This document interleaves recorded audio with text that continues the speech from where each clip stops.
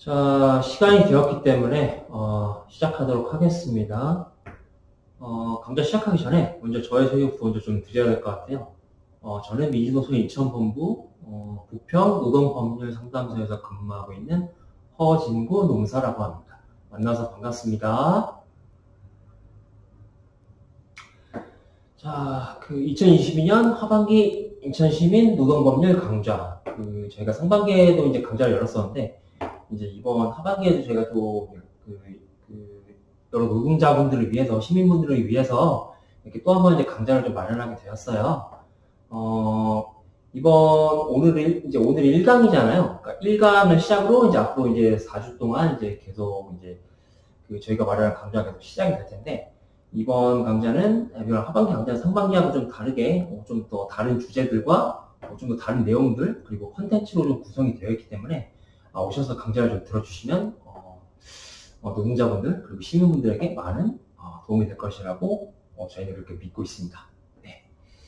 자, 그리고 이제 시작하기에 앞서서요 몇 가지 좀 전달 말씀을 좀 먼저 드리고 좀 시작을 할게요. 여러분들 다 이번에 좀 교재 다 받으셨죠? 시민강좌 교재.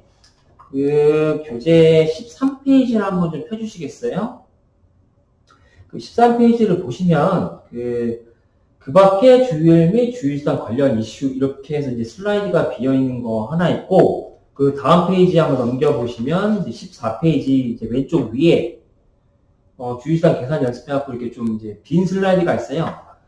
이거 두 개는 제가 좀 원래 좀 빼고서 좀 제거를 했었어야 되는데 이제 제거가 되지 못한 상태에서 이제 교환이 이제 좀 인쇄소에 넘어갔기 때문에 이제 이렇게 이제 수정이 안 된 채로 이렇게 넘어가게 되었는데, 이 부분은 너무 그렇게 신경 안 쓰셔도 될 것 같고요. 이 부분은 그냥 빼주시면 돼요. 네, 그리고 혹시라도 이제 강좌를 좀 들으시다가 제가 하는 말이 이해가 안 된다거나 궁금한 점이 좀 생기실 수가 있잖아요. 네, 강좌에 좀 원하는 진행을 위해서는 이제 중간에 이제 저희가 질문을 하시고 싶겠지만 질문을 하시면 저희가 이제 중간에 이제 흐름이 끊기고 다시 또 이제 먼저 이제 질문에 대한 설명을 드리고 이제 다시 또 강좌를 이어가야 되잖아요. 이렇게 되면 좀 진행이 좀 원활하지 못할 수가 있기 때문에 제가 오늘 각 파트로 나눠서 이제 강좌를 진행할 거거든요. 그러니까 혹시라도 좀 궁금하신 게 있으시면 제가 이제 각 파트가 하나씩 다 끝날 때마다 끝나고 이제 그 다음 파트 시작하기 전에 이제 궁금하신 게 있으시면 지금까지 제가 설명드린 내용 중에 궁금하신 게 있으시면 질문해달라고 제가 말씀드릴 거예요. 그때 질문하실 게 있으시면 물어봐 주시면 감사하겠습니다. 자 그럼 이제 드릴 말씀 다 드린 것 같고 시간이 없으니까 빨리 시작하도록 하겠습니다. 제 1강 휴일과 연차 이거입니다.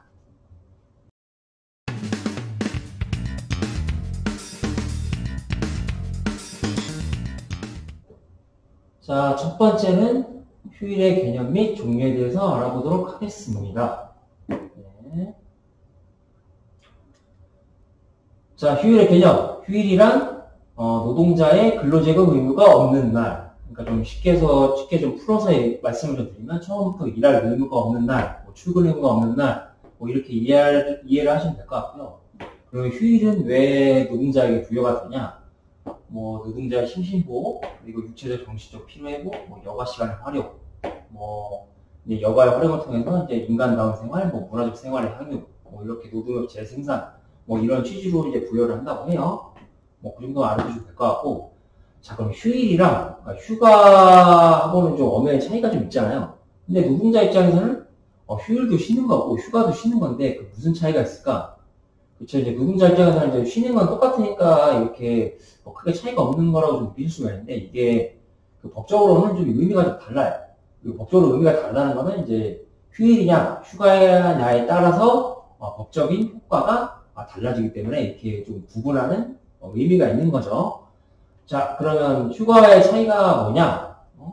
휴일은 출근 의무가 없는 날. 말씀드렸잖아요. 처음부터 일할 의무가 없는 날이고, 휴가는 근로 의무가 있는 날이에요. 그러니까 출근 의무가 있는데, 출근해서 일을 해야 될 의무가 있는 날인데, 일정한 요건에 따라서, 의무를 면제받는 거죠. 자, 혹시 차이점 아실까요? 휴일은 아예 처음부터 의무가 없는 거지만 휴가는 의무가 있는데 의무가 면제된 거니까 의무가 없는 거하고 의무가 면제된 거는 좀 엄연히 좀 차이가 있겠죠. 이 부분에 대해서만 좀 유념해서 좀 기억해 주시면 좋을 것 같습니다. 자, 다음 넘어가겠습니다.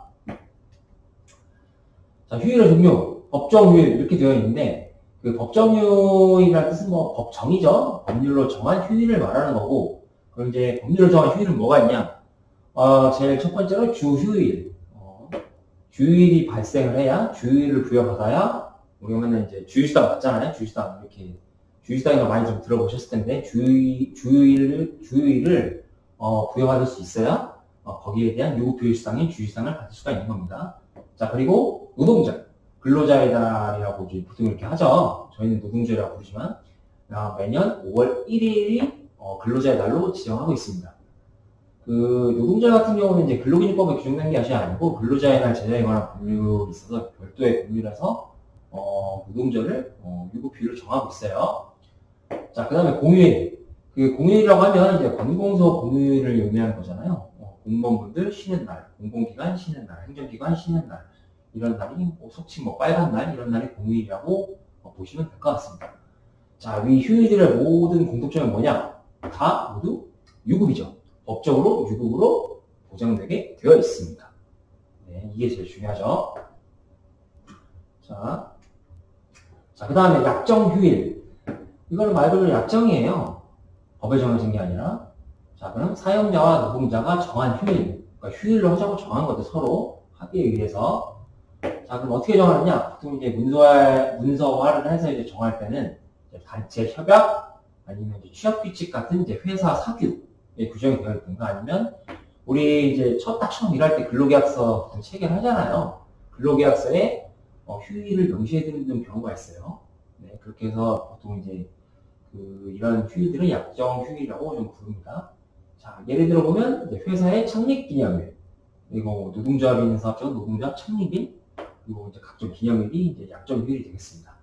자, 그럼 뭐 또 단체 협약, 취업 규칙에서 이제 그 약정 휴일에 대해서 이제 좀 부여 조건이나 아니면 유급으로 할 건지, 무급으로 할 건지를 정해놓고 그 휴가를 약정 휴일인데 며칠로 할 거냐, 2일이냐, 하루냐 이렇게 규정을 해놓게 됩니다.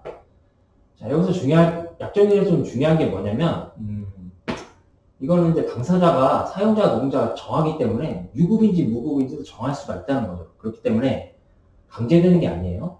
그러니까 반드시 유급으로 보장해야 될 의무는 없는 겁니다. 근데 유급으로 처리하기로 약정했으면 당연히 유급으로 처리하면 되고요. 무급으로 그렇게 무급 휴일을 정하기로 했으면 무급으로 휴일을 부여받게 되는 겁니다.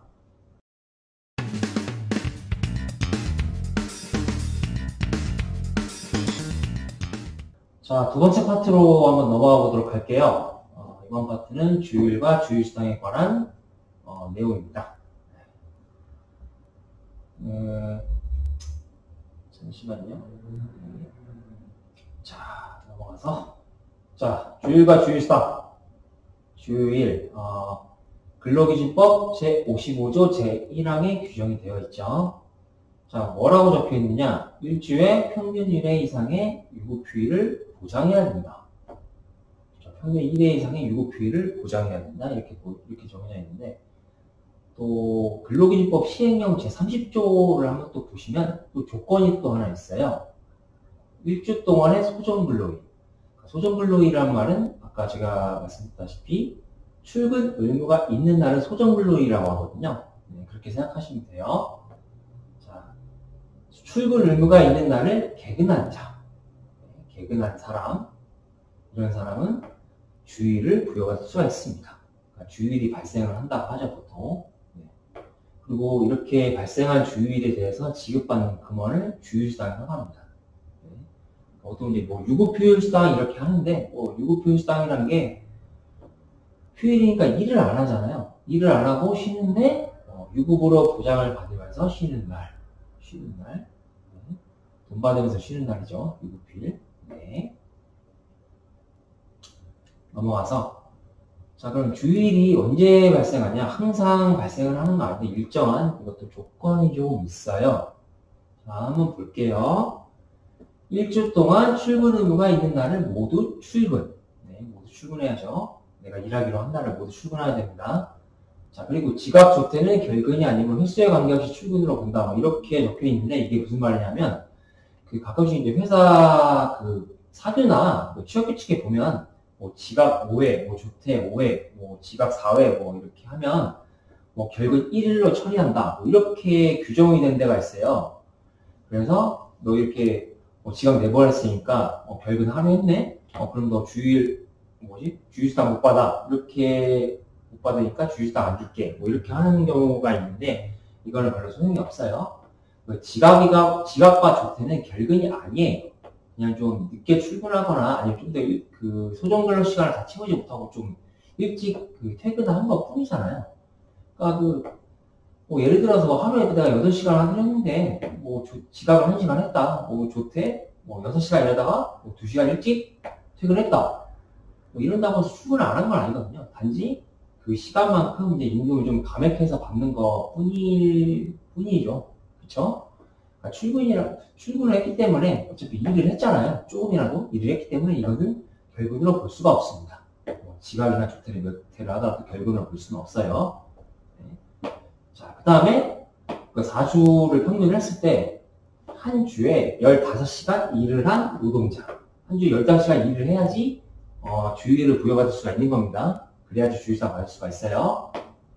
자, 그리고 여기 보시면 노동자를 1인 이상 사용하는 모든 사업장에 적용된다고 하는데 사실상 노동자를 사용하는 모든 사업장은 그 주휴일과 주휴수당을 지급받을 수가 있는 겁니다. 밑에 보시면 이제 일주 15시간 미만으로 일한 노동자의 주휴수당 발생 안 한다고 이렇게 X 이렇게 적혀 있잖아요. 그러니까 15시간 일을 해야 되니까 15시간 미만으로 일하는 경우에는 주휴수당을 받을 수가 없는 거겠죠. 여기에 대해서 좀 더 이제 뒤에 가서 좀 더 자세히 설명을 드릴 거예요. 간단하게 한번 보세요, 여기서는. 자, 그리고 출근 의무가 있는 날에 모두 출근하지 못했더라도 무휴일은 부여해야 된다. 그쵸? 그러니까 개근은 못했어요. 모두 출근하지 못했는데, 일하기로 한 날 모두 출근하지 못했는데, 그래도 휴일을 부여받아야 된다. 법에 이렇게 규정이 되어 있습니다. 유급이 아닐 뿐이에요. 반드시 휴일은 하루 이상 부여받아야 된다. 그것만 좀 알아두시면 좋겠고요. 그리고 일용직 노동자도 상시적으로 사용되는 등 일정한 경우에는 주휴수당이 발생한다.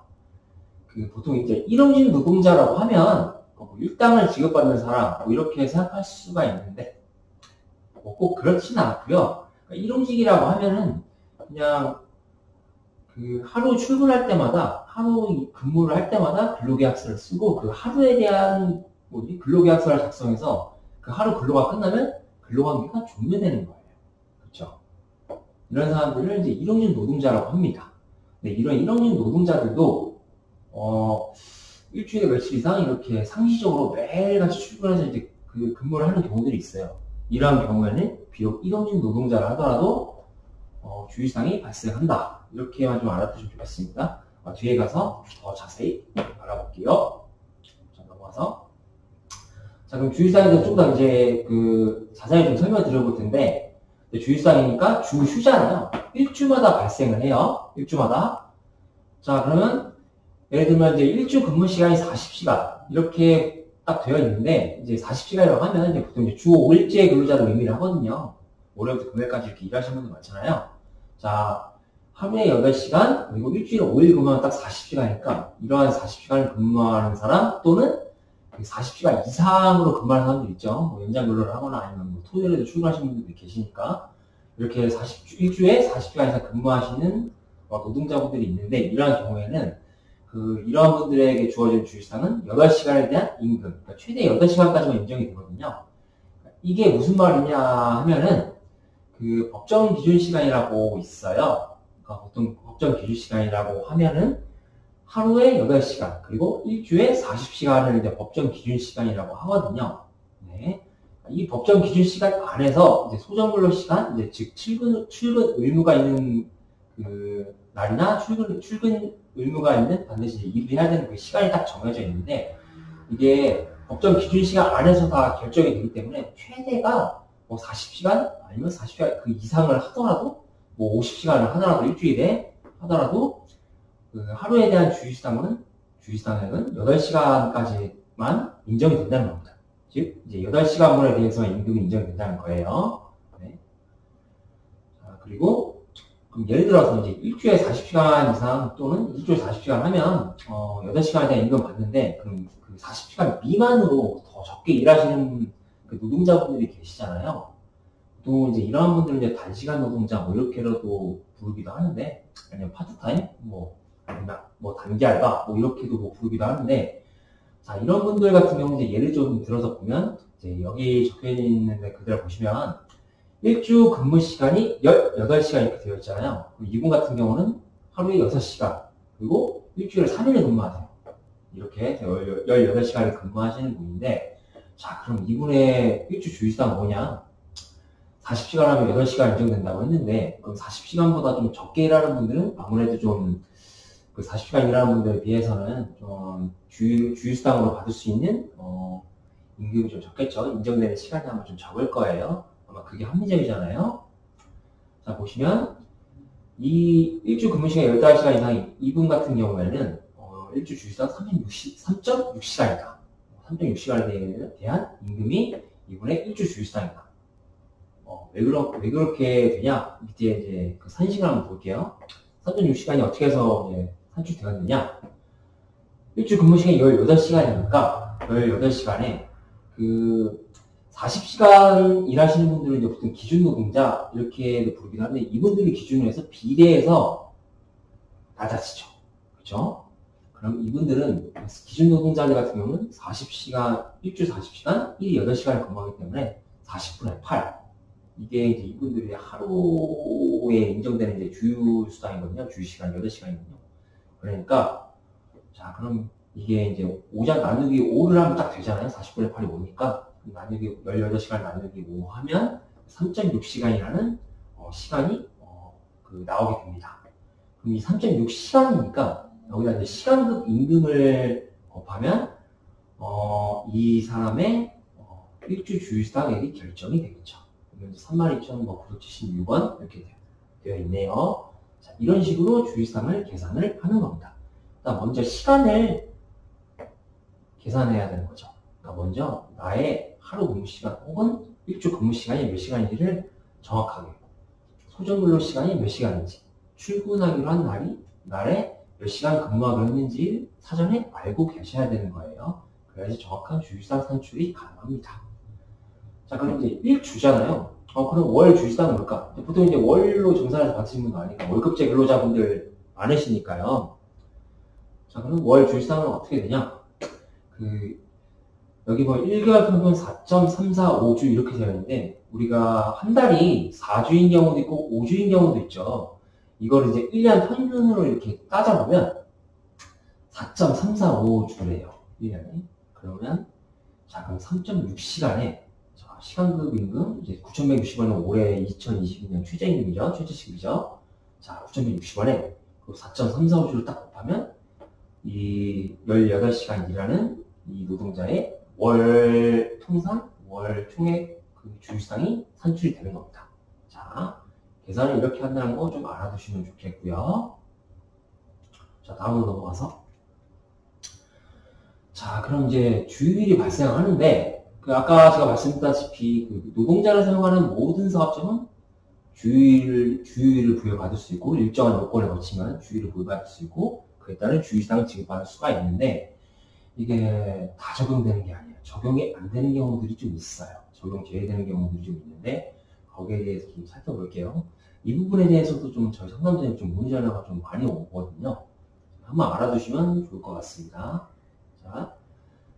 자, 4주 평균 일주 소정근로시간. 아까 소정근로시간 말씀드렸죠. 출근 의무가 있는 날에 출근 시간, 그러니까 그 근무하기로 정한 시간. 네, 출근 의무가 있는 날에 출근해서 근무하기로 한 시간. 이걸 이제 소정근로시간이라고 하는데, 자, 그럼 일주 소정근로시간이 15시간 미만의 노동자.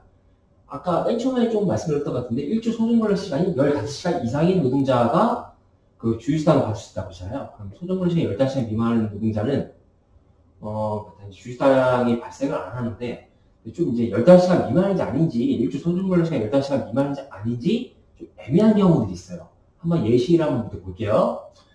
자, 예시 1번 딱 보시면, 일주 근무 시간이 14시간인 노동자가, 일주 근무 시간이 14시간이라는 14시간이라는 거는 내가 일주일에 근무하기로 정한 시간이, 사용량으로 정한 시간이 14시간이라는 거예요. 근데 어떻게 보니까 뭐 사용자가 뭐 급한 일이 생겨서 2시간만 더 아니면 뭐 추가 근무를 해달라고 요청을 했어요.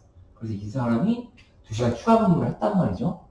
그러면은 이 사람은 한 그 주에 2시간 추가 근무를 했으니까 14시간 플러스 2시간 추가 근무해서 16시간을 근무한 게 되잖아요.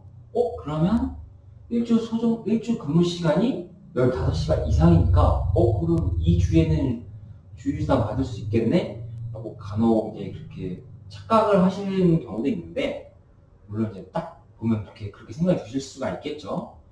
근데 이때 딱 보시면 알겠지만 이 경우에도 주휴일상이 발생을 안 해요. 왜 그럴까요?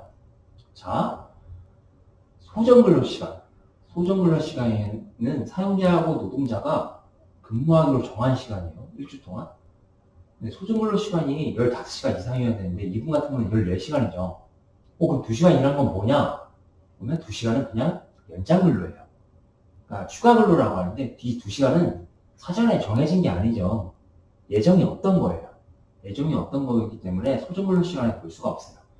설령 이 사람이 2시간 추가 근무를 해서 이 주에 16시간 근무를 했더라도 이 노동자의 경우는 소정근로 시간이 14시간이기 때문에 15시간 미만인 노동자에 해당해서 이 노동자에게는 주휴일상이 발생 안 합니다.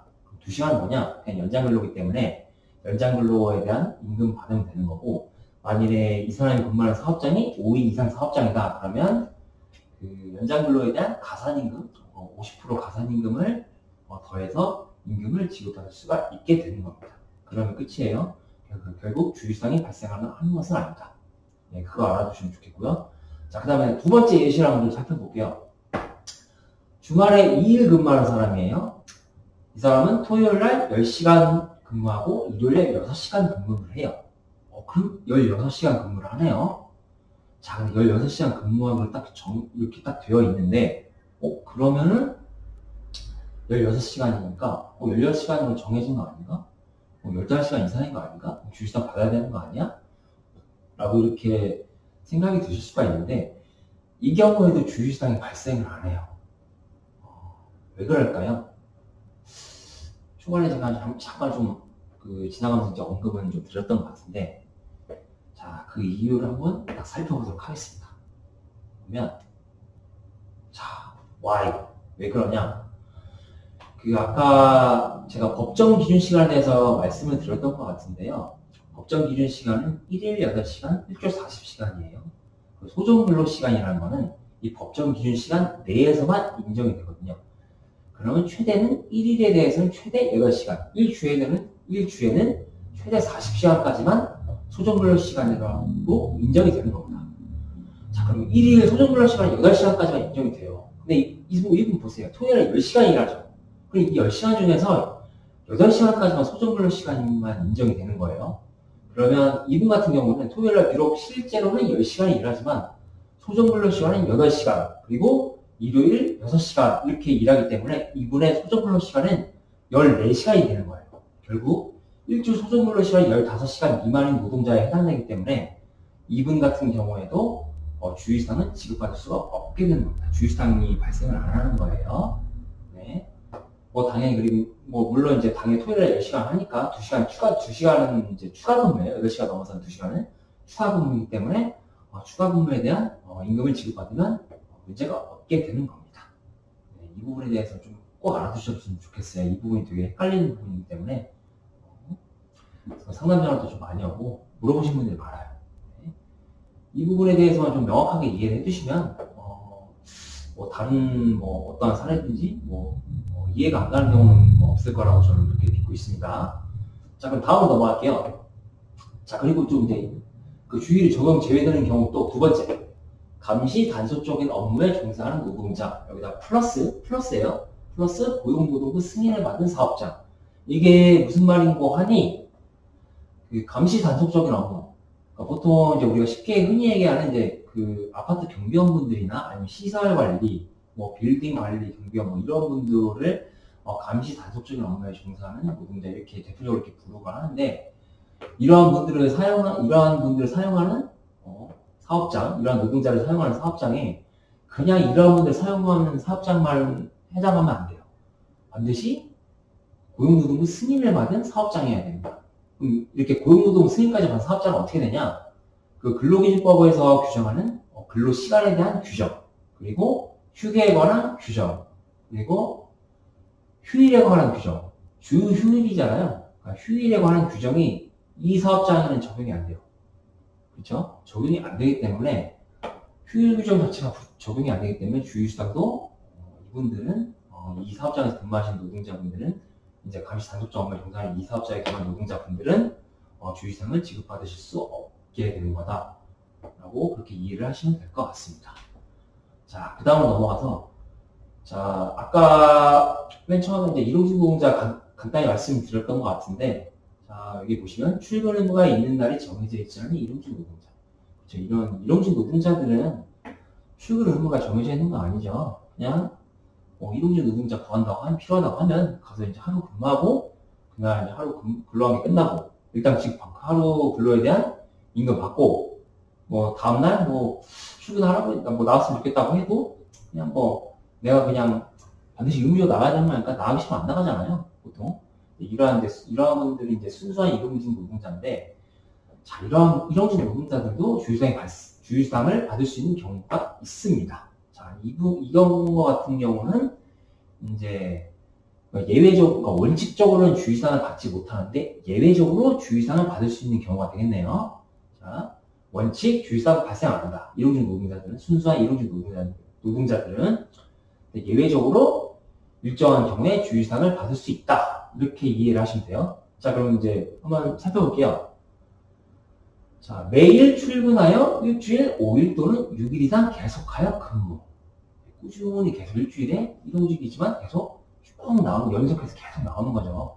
그럼 이 일주일 5일 또는 6일 이상 근무한 이 주에 대해서는 주휴수당을 받을 수 있는 겁니다. 네, 일용직이지만 주휴수당 받을 수 있는 거예요. 예외적으로. 네, 그렇게 알아두시면 될 것 같고. 자, 그 다음 밑에 보시면 마지막으로 일주 동안 출근 의무가 있는 날 중 결근이 있는 경우. 일주 소정근로일, 일주 중에 내가 출근하기로 정한 날에 출근 의무가 있는 날에 모두 출근을 해야 주휴수당을 받을 수가 있는데 결근이 하루 있으면 개근을 못한 거잖아요. 그렇죠? 개근이라는 거는 이제 출근 의무가 있는 날에 모두 출근한다는 걸 개근을 한다고 하는데 결근이 하루라도 일주 중에 결근이 하루라도 있으면 개근을 하지 못한 것이기 때문에 결국 주휴수당을 받을 수 있는 조건이 충족이 안 되는 거죠. 대신에 아까도 말씀드렸지만 이 경우에도 주일 같은 유급휴일은 아니지만 무급휴일을 부여받을 수가 있는 겁니다. 아니 무급휴일도 부여 안 하면 그건 이제 근로기준법 위반이 되겠죠. 자, 이 부분 좀 기억해 두시면 좋을 것 같아요. 자, 다음으로 넘어가겠습니다. 자, 그리고 그 밖에 주휴일 및 주휴수당에 관한 사례. 이제 사례를 좀 살펴볼 건데 좀 더 자세하게 다른 사례로 일단 조건을 일주 40시간 주 5일 노동자 이제 기준 노동자라고 아까 말씀을 드렸죠. 이제 일주 40시간 일하는 기준 노동자 이 노동자를 기준으로 한번 여러 가지 사례를 한번 좀 다양한 사례를 좀 더 살펴보도록 할게요. 자, 첫 번째 일주 중에 연차휴가를 사용한 경우. 자, 연차휴가를 사용한 경우에요. 자, 예시 1번 보시면 5일 중에 출근 의무가 있는 5일 중에 하루만 연차휴가를 사용했어요. 그러면 하루 연차휴가 사용했으니까 내가 출근 의무가 있는 날이 5일인데 하루 연차휴가 썼으니까 내가 개근하지 못한 거 아닌가? 5일을 전부 다?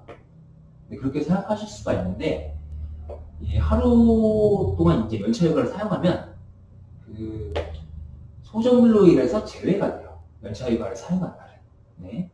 휴가라는 게 소정근로일 출근 의무가 있는 날을 면제시켜주는 개념이기 때문에 휴가를 사용한 날은 소정근로에서 제외가 돼요. 그러면 이 노동자 같은 경우 일주 동안 하루 연차휴가를 사용했으니까 연차휴가를 사용한 그 주에 대해서는 소정근로일이 4일만 되는 거죠. 그렇죠?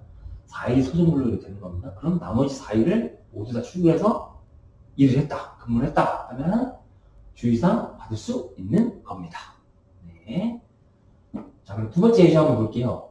자, 그럼 이제 출근 의무가 있는 5일 전부에 대해서 연차휴가를 사용한 경우. 네. 교재에 보시면 이제 뭐 5일 정부라는 말이 좀 잘린 것 같은데 죄송해요. 이 부분도 제가 수정을 하지 못했어요. 아무튼 이 예시 2번 같은 경우는 예시 2번은 5일 전부에 대해 연차휴가를 사용한 경우입니다. 네. 이 경우는 주의사항이 발생 안 해요. 왜 그럴까요? 자, 아까 제가 하루 동안 연차휴가를 사용한 날은 소정근로일가 면제되기 때문에 소정근로일에서 제외된다고 했어요. 근데 5일을 전부 연차휴가를 사용하면 그 연차휴가를 사용한 그 주는 소정근로일이 없게 되는 거예요. 그쵸? 그럼 소정근로일을 개근해야 되는데 소정근로일이 없네?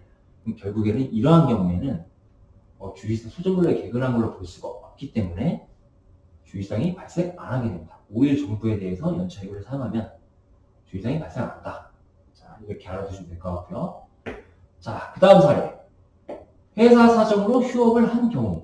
그러니까 회사의 경영 사정에 의해서 작년 같은 경우는 작년 재작년부터 해서 그 코로나 때문에 이제 좀 휴업한 사업장들 굉장히 많잖아요. 이러한 이제 회사 사정에 의해서 휴업을 한 경우에는 주의사항을 받을 수 있는 경우가 있고 못 받는 경우도 있고 뭐 이렇게 볼 수도 있는데, 자, 한번 예시를 한번 좀 살펴볼게요. 자, 예시를 보면 5일 중에 2일만 휴업한 경우. 그러니까 5일 중에 이틀만 휴업을 한 거예요. 그럼 3일을 출근하게 되죠. 그쵸? 2일을 출근 못하니까. 그러니까 2일을 출근 못하고 나머지 3일 동안 이제 출근하면 주의사항 받을 수 있다는 거죠. 이 경우에도 이 2일을 휴업을 했기 때문에 이 휴업일은 소정근로일에서 제외가 되는 겁니다. 네, 그렇게 되는 거예요. 그럼 나머지 3일만 출근하면 주의사항 지급할 수 있다. 이렇게 보시면 될 것 같고요. 그럼 만약 5일 전부에 대해서 그 주 전부를 휴업을 했다. 나오지 말라고 했다. 사용자가. 일이 없다고. 이렇게 휴업한 경우는 주의사항 어떻게 되냐? 못 받는 거 아닌가? 이렇게 생각할 수 있는데, 이 경우에도 주의사항 받을 수가 있어요. 네. 왜 받을 수가 있냐? 그러니까 휴업은 이제 회사 사정에 휴업을 했잖아요. 그러니까 회사 사정에 휴업을 했는 건데, 내가 나오고 싶은데 회사 사정에 의해서 내가 근무를 못했어. 이 귀책 사유가 회사인데 나에게 있는 게 아니야. 그러니까 내가 굳이 손해를 볼 필요는 없는 거죠. 대신에 그 5일 정도로 휴업하는 경우에는 그 휴업일에는 근로기준법에 따라서 그 받는 임금의 70%만 지급받게 되는 거거든요. 그럼 내 하루 일당이 10만 원이다. 그러면 휴업일은 7만 원만 부여받게 되는 거거든요. 그럼 5일 정도로 휴업을 하게 되면 이 주휴수당도 그 휴업 기간에 포함이 되기 때문에 100%가 아닌 70%만 주휴수당으로 지급받을 수 있는 겁니다. 대신에 5일 정도 휴업해도 주휴수당 받을 수 있다. 이 점이 좀 아까 연차휴가의 경우와는 좀 다르죠. 이 부분을 좀 구분하시면 좋을 것 같아요. 자, 그 다음에 노동조합이 적법한 파업을 한 경우 이렇게 되어 있는데, 이제 노동조합이 있는 사업장들은 이제 파업을 하죠. 네.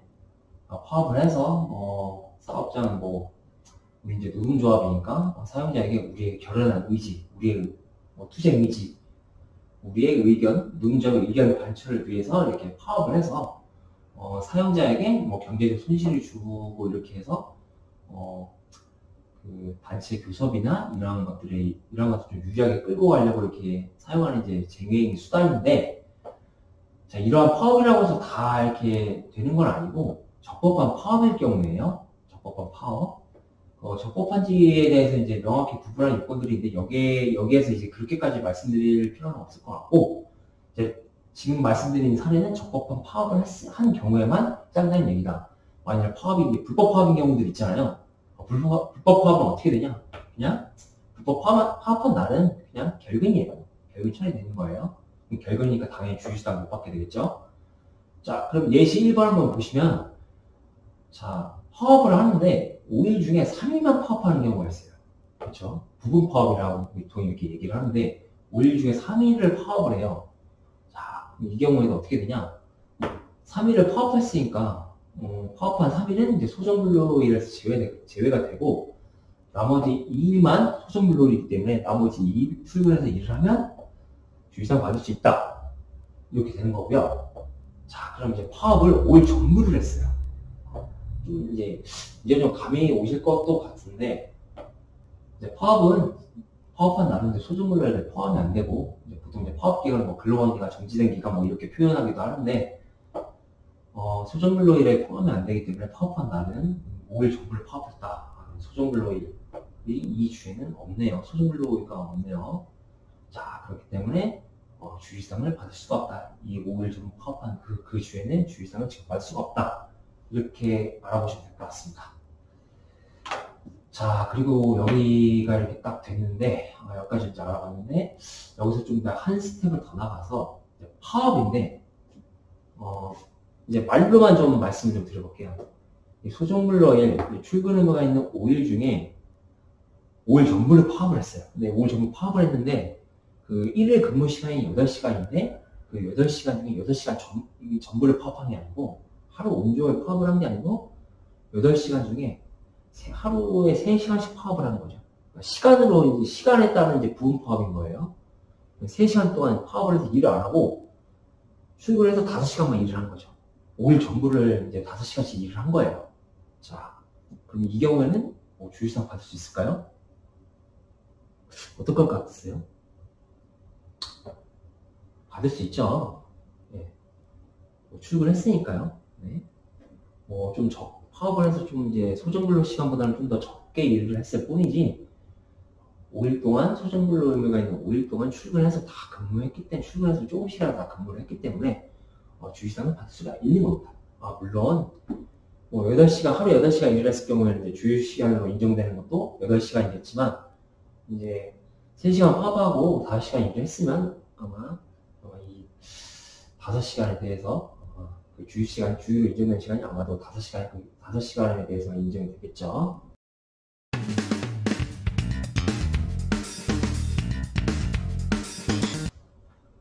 자, 다음 파트는 공휴일과 노동절 파트입니다. 자, 공휴일과 노동절에 대해서 한번 좀 알아볼게요. 자, 먼저 공휴일. 공휴일은 아까 말씀드렸다시피 공무원들도 쉬는 날, 공공기관, 행정기관이 쉬는 날인데, 자, 이런 공휴일은 이제 관공서 공휴일에 관한 규정이라는 그 법령이 있어요. 여기에 규정이 되어 있는 건데, 자, 여기 내용을 보면 이제 공휴일도 유급휴일 보장이 돼요. 근데 처음에는 아니었어요. 예전에는. 언제부터 됐느냐? 2018년 2월 28일부터 8일 이제 근로기준법이 개정이 됐는데, 이때부터 유급휴일을 보장되도록 개정이 된 겁니다. 대신에 이제 바로 모든 사업자에 적용이 되는 것은 아니고, 사업자한테 규모별로 차등 적용이 됐어요. 밑에 보시면 300인 이상 사업자 및 공공부문은 2020년 1월 1일부터, 그리고 30인 이상 300인 미만 사업자들 같은 경우는 2021년 1월 1일부터, 이제 올해죠. 이제 올해 1월 1일부터는 이제 5인 이상 사업장인 경우에도 다 공휴일을 유급휴일로 반드시 보장을 해야 됩니다. 법에서 그렇게 정하고 있기 때문에 그렇게 되는 거죠. 자, 그럼 이제 보시면 이제 이때 2022년 기준 더 이상 공휴일을 연차 유급휴가로 대체할 수 없다. 이렇게 되어 있는데, 그 공휴일이 처음에는 이제 유급휴일이 아니었다고 했잖아요. 그리고 올해부터 이제 5인 이상 사업장까지 이제 다 확장 적용이 다 된 건데, 작년까지만 해도 이제 30인 미만 이런 소규모 사업장들 같은 경우에는 공휴일이 유급휴일이 아니었어요.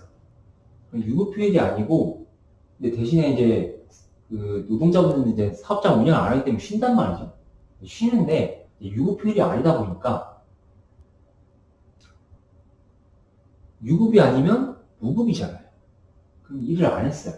그럼 그 하루 쉰 만큼에 대해서 임금을 감액해서 지급해도 그렇게 법적으로 문제 있는 건 아니거든요. 근데 감액되면 하루 기분 좋게 쉬었는데 임금이 좀 줄어들면 기분이 안 좋잖아요. 그래서 보통 사용자들은 그 하루를 이제 그러니까 연차 유급휴가로 대체를 해요. 근로자 입장에서는, 이제 노동자 입장에서는 연차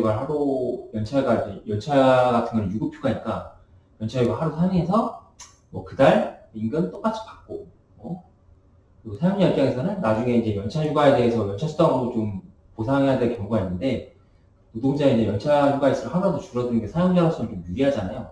보통 그렇기 때문에 공휴일이 유급휴일이 아닌 사업장들 같은 경우에는 그렇게 공휴일에 연차 유급휴가를 대체해야 하는 경우가 그렇게 있었는데, 올해 같은 경우 올해를 기준으로 해서 모든 사업장, 5인 이상 모든 사업장에 대해서, 5인 미만은 아니지만 5인 이상 모든 사업장에 대해서 다 공휴일의 유급휴일을 보장하게 되어 있기 때문에 더 이상 연차 유급휴가를 대체하는 건 허용되지 않는다. 위법하다. 이렇게 알아두시면 될 것 같습니다. 다음으로 넘어갈게요. 자, 그럼 유급휴일에 적용되는 공휴일은 뭐가 있냐? 보시면 이것까지 제가 일일이 다 열거할 필요까지는 없을 것 같은데 몇 가지 좀 살펴보면 국경일, 3일절, 광복절, 1월 1일, 설날, 설날 당일, 설 전날, 설 다음날 추석 연휴, 이렇게 어린이날 이렇게 되어 있는데 이렇게 그러니까 이런 휴일들이 이제 다 유급휴일이 되는 거예요. 여기 적혀 있는 게. 자, 그러면 이제 대체 공휴일이라고 있잖아요. 그럼 대체 공휴일은 어떻게 되는 건가? 자, 우리 같은 경우는 이제 한 달 전에 우리 10월 3일이 개천절이었잖아요. 그쵸?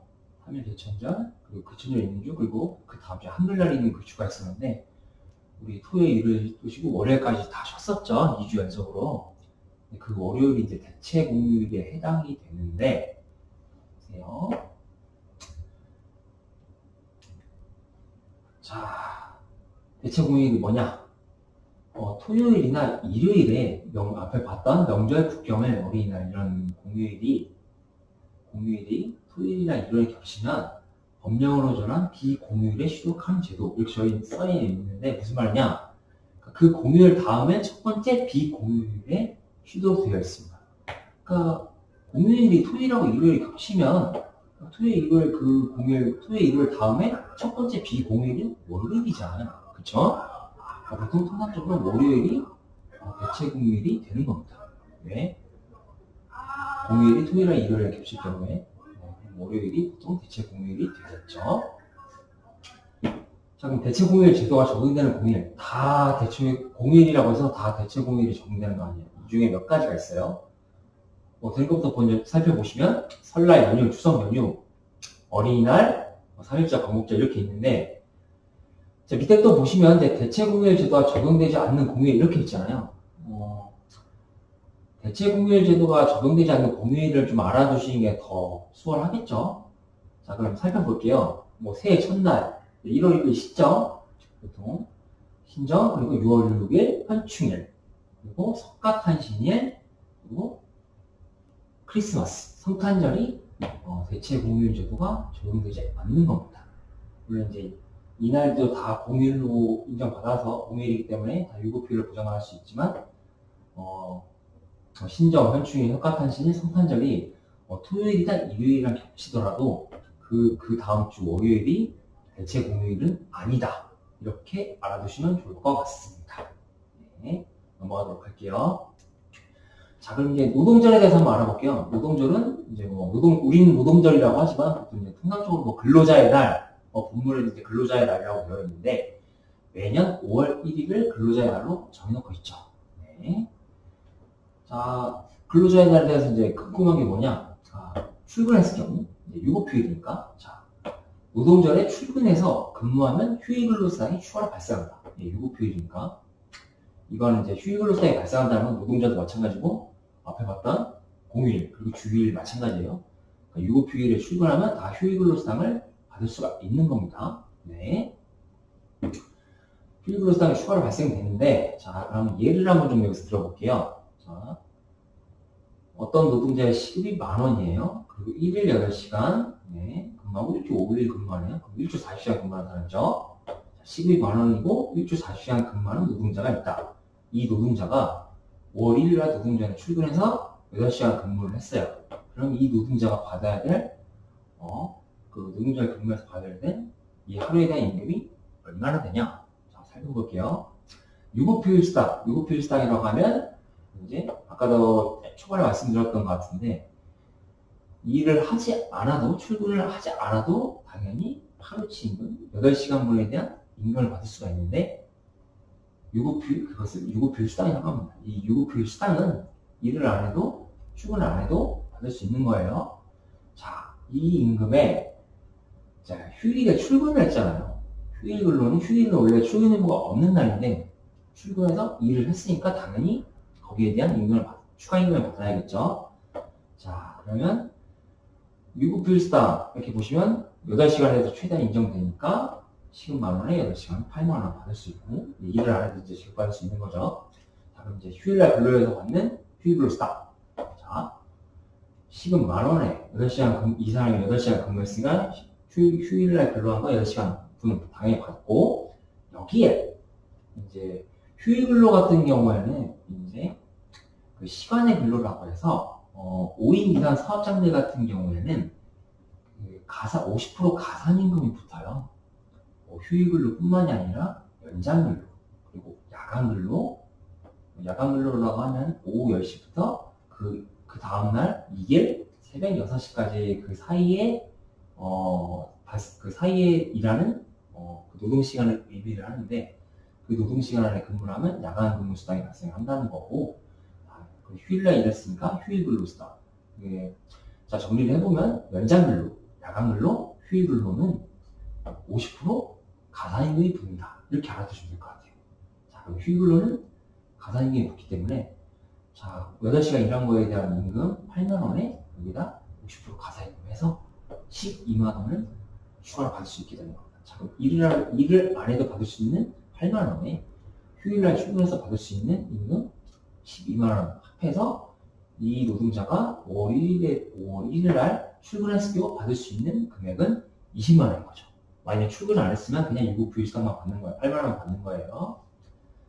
자, 이 계산법은 노동절뿐만 아니라 다른 공휴일, 주일 같은 유급휴일의 경우에도 이 계산법은 똑같이 적용된다, 이렇게 알아두시면 좋겠습니다. 자, 넘어갈게요. 자, 이게 노동절에 관련해서 이제 매월 5월 1일이 노동절이니까 이때쯤 되면 이제 노동자분들이 이것저것 막 여쭤보려고 막 상담을 전화가 많이 와요. 대표적인 경우들을 몇몇 뽑아서 이렇게 좀 사례로 한번 뽑아왔어요. 좀 이제 애매한 경우들 있잖아요. 자, 만일에 노동절이 토요일 등 무급휴일과 겹치는 경우, 무급휴일, 그러니까 그 주 5일 근무하시는 분들 같은 경우에는 이제 5일이 소정근로일이니까 5일날 다 출근하면 주 휴일을 부여받잖아요. 보통 이제 그 일주 중에 월요일부터 금요일까지 일을 하면 이제 토요일, 일요일날 보통 쉬는데, 일요일을 주 휴일로 정해요. 보통 대부분의 사업장들은. 그럼 유급휴일은 주 휴일이고, 그럼 토요일 일 안 하는 토요일은 뭐냐? 토요일 같은 경우에는 딱히 사용자, 노동자 간에 약정을 따로 하지 않는 이상 그냥 원칙상 무급 휴무일로 봐요. 자, 그럼 휴무일은 또 뭐냐? 그러니까 휴무일도 근로 의무가 없는 날이에요. 근로 의무가 없는 날인데 일할 의무가 없는 날이긴 하지만, 대신에 이거는 사용자가 휴무일 같은 경우는 이제 토요일 같은 경우는 이제 출근을 시킬 수 있음에도 불구하고 노동자와 사용자 간에 그냥 휴무하기로, 일 안 하기로 정한 거죠. 그러니까 법정 유급휴일은, 주일 같은 법정 유급휴일은 법으로 이제 그 출근료가 없는 날로 이렇게 정해놓은 거지만, 무급휴일 같은 경우는 사용자와 노동자 간에 이렇게 딱 정하는 거죠.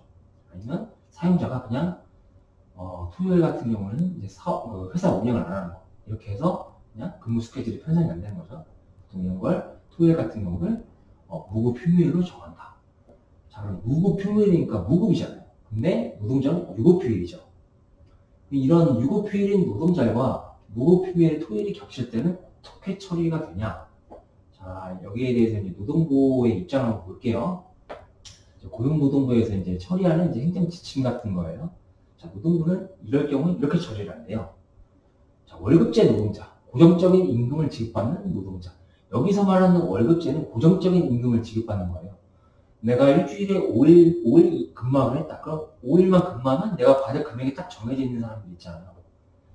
가끔 보면 이제 일당제로 지급받거나 이렇게 하시는 분들 보면 근무 일수에 따라서 임금이 좀 달라지죠. 대신에 그 전월에 근로일수에 비례해서 그 다음 달 임금 지급기일 매달 10일, 25일, 그 다음 달 25일 이렇게 해서 월 정산해서 한꺼번에 받으시는 경우가 있는데, 이런 분들은 여기서 말하는 고정적인 임금을 받는 월급제 분들은 아니에요. 그런 분들은. 그러니까 월 정산, 전월의 근무일수를 월 정산해서 받는 건 월급제라고 여기서는 보는 게 아니에요. 그걸 말하는 게 그러니까. 자, 그럼 여기서 말하는 월급제는 고정적인 임금을 지급하는 노동자인데, 이런 월급제 노동자는 노동절이 토요일 등 무급휴일이 겹친다고 하더라도 추가 임금 없이 그냥 똑같은 월급을 지급받으면 된대요. 왜 그러냐? 이제 월급제 근로자들 같은 경우는 노동부에서 뭐라고 하냐면, 그냥 이 월급에, 노동절 같은 유급휴일에 관한 임금이 포함되어 지급되는 거다. 포함되어 이렇게 산정되어 있는 거다. 라고 봅니다. 그러니까 추가 임금을 받을 필요가 없다는 거죠. 네, 추가로 유급휴일 시간 발생하지 않는다는 이야기고, 자, 그럼 이제 시급제면 1급제 노동자. 일당제 노동자, 시급제. 근무 시간이나 근무 일수에 따라서 이제 받는 금액이 달라지는 노동자들 같은 경우에는 이런 시급이나 1급의 포괄임 문제 같은 경우는 달라질 수가 있지만 여기서 말하는 시급제, 1급제 노동자는 이 1급제, 시급제에 또한 유급휴일에 대한 그 수당이 포함되어 있다고 보지 않나요. 그렇기 때문에 이러한 시급제, 1급제 노동자들은 만약에 노동절이 토요일이 무급휴일과 겹친다 하면은 토요일이 유급휴일이 되기 때문에 이분들에게는 유급휴일 수당을 추가로 일을 하지 않아도 추가로 지급받아야 되는 겁니다. 네, 이 차이점이 있는 거고요. 자, 그 다음에 노동절이 주일, 이제 통상 일요일이라고 이렇게 해놨는데 노동절과 주일이 겹치는 경우, 그러니까 하루에 유급휴일이 2개가 겹치는데 그럼 어떻게 처리를 해야 되냐? 여기에 대해서 노동부는 2개의 휴일이 겹치면 노동자에게 유리한 하나의 휴일만 인정한다. 그러니까 중복은 인정 안 하겠다는 거예요. 그냥 겹치면 노동절이든 주일이든 하루만, 주일이든 어느 하나만 인정하겠다라는 거고요. 자, 그 다음에 일용직 노동자가 노동절을 근무하는 경우. 그러니까 순수한 일용직 노동자들 같은 경우는 이제 휴일을 부여받을 필요가 별로 없잖아요. 아까도 제가 열심히 설명을 드렸던 것 같은데, 근데 이러한 일용직 노동자를 근무를 한다 하면 과연 어떻게 될 것인가?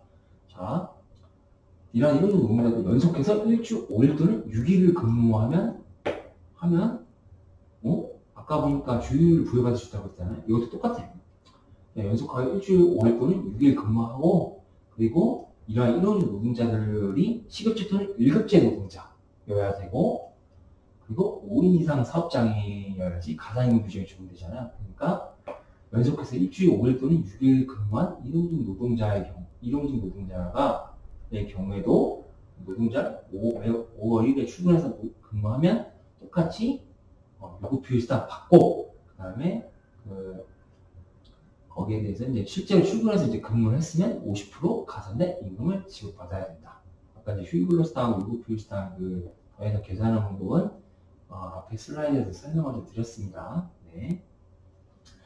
그럼 만일에 일용직 노동자인데 여기 써있는 것처럼 연속해서 일주 5일 또는 금방 겪고 그냥 그동안 출근 안 하다가 5일이라면 딱 출근했어요. 그럼 이 사람은 노동절에 이 일용직 노동자에게는 5월 1일이 유급휴일이 아니에요. 그러니까 유급휴일날 근무한 것이 아니기 때문에 이제 출근을 했으니까 거기에 대한 딱 일한 시간만큼만 그냥 100% 임금만 받고 여기에 대해서 유급휴일 수당이라든가 아니면 가산임금의 50%가 가산된 임금을 지급받는 건 아니게 되는 겁니다. 네. 자, 그 다음 슬라이드. 노동정 관련 이슈 두 번째. 자, 5인 미만 사업장의 경우. 그러니까 5인 미만 사업장도 주일 및 주일수당에 관한 규정이 적용이 된다고 아까 말씀드렸잖아요. 그렇기 때문에 당연히 근로자나 노동정도 유급휴일로 보장이 됩니다. 5인 미만 사업장도. 다만 가산임금 규정, 50% 가산임금 규정은 5인 미만 사업장에는 적용이 안 되기 때문에 그냥 일한 시간만큼만, 인정되는 시간, 일한 시간을 실제로 일했으면 일한 시간만큼만 그 수당을 지급받고 가산임금, 50% 가산된 임금은 지급받을 수가 없습니다. 자, 그 다음에 일주일 15시간 미만을 근무하는 노동자의 경우는 어떻게 되냐? 자, 주일 등에 관한 규정, 유급휴일 등에 관한 규정은 적용되지 않으나, 일주일 15시간, 소정근로시간이 일주일 15시간 미만 노동자는 주일이 발생 안 하잖아요. 주일수당 못 받잖아요. 그렇지만 이러한 노동자들에게도 근로자의 날은 노동자를 유급휴일로 부여가 됩니다. 왜 그런 거 하니? 그러니까 주일 같은 경우는 이제 근로기준법에 규정이 되어 있지만 이 근로자의 날, 노동자는 그 근거 법령이 좀 달라요. 근로자의 날 제정에 관한 법률에서 매년 5월 1일을 유급휴일로 정해놓은 거기 때문에 이러한 이제 노동절이나 근로자의 날은 근로기준법에 규정된 휴일에 포함이 되지 않는다고 봐서 그렇기 때문에 특별한 날이라는 거죠. 그렇기 때문에 14시간 미만인 노동자의 경우에도 5월 1일은 유급휴일로 부여할 수 있다는 겁니다. 대신에 그 15시간 미만 노동자의 경우도 가산임금 규정이 적용이 안 돼요. 그렇기 때문에 출근해서 근무해도 가산임금을 더한 임금은 지급받지 못합니다. 딱 일한 거에 대해서 100% 임금 지급받는 거예요. 자, 그 다음에 감시단속 노동자들의 경우, 이제 아까 아파트 경비원들이나 뭐 시설 관리, 이렇게 뭐 빌딩 관리가 뭐 이렇게 종사하시는 분들을 이제 대표적으로 예를 들었었는데, 이분들 같은 경우는 아까도 말씀드렸다시피 노동부 장관의 승인을 받은 사업장들 같은 경우는 근로시간, 그리고 휴게, 그리고 휴일에 관한 규정이 적용이 아예 안 된다고 했잖아요. 근데 이런 분들에게도 근로자의 날은 매우 특별한 날이랍니다. 이분들한테도 근로자의 날은 유급휴일 보장이 돼요. 네, 근거법령도 다르고 매우 특별한 날이기 때문에 노동부에서 그렇답니다. 네, 그래서 이분들에게도 유급휴일 보장이 되기 때문에 다만 똑같이 이분들도 출근해서 근무하더라도 가산임금 규정은 이분들은 적용이 안 돼요. 네, 그렇기 때문에 유급휴일 보장되지만 출근하고 일하는 거에 대해서 아니면 유급휴일 수당이나 이런 거에 대해서만 가산이 지급받을 수가 있는 겁니다. 자, 그리고 밑에 보면 이제 24시간 경일제 노동자분들 있잖아요. 그 경비원분들 같은 경우 보면은 그런 분들이 좀 있어요. 하루 24시간, 그러니까 예를 들어서 오전 6시에 출근하셔서 그 다음 이길 6시까지 사업장에 계시는 거죠. 네. 중간중간에 휴게 시간이 있는 경우도 있고 하겠지만, 휴게 시간이 있고 수면 시간도 있긴 하겠지만, 일단 24시간 그 출근해서 그 사업장에 있다가 그 다음 이길 6시에 퇴근하시는 분들, 그리고 그 퇴근한 그날은 하루 이제 비번이라고 해서 하루 이제 쉬고 또 그 다음날 아침 6시에 출근하시는 거죠.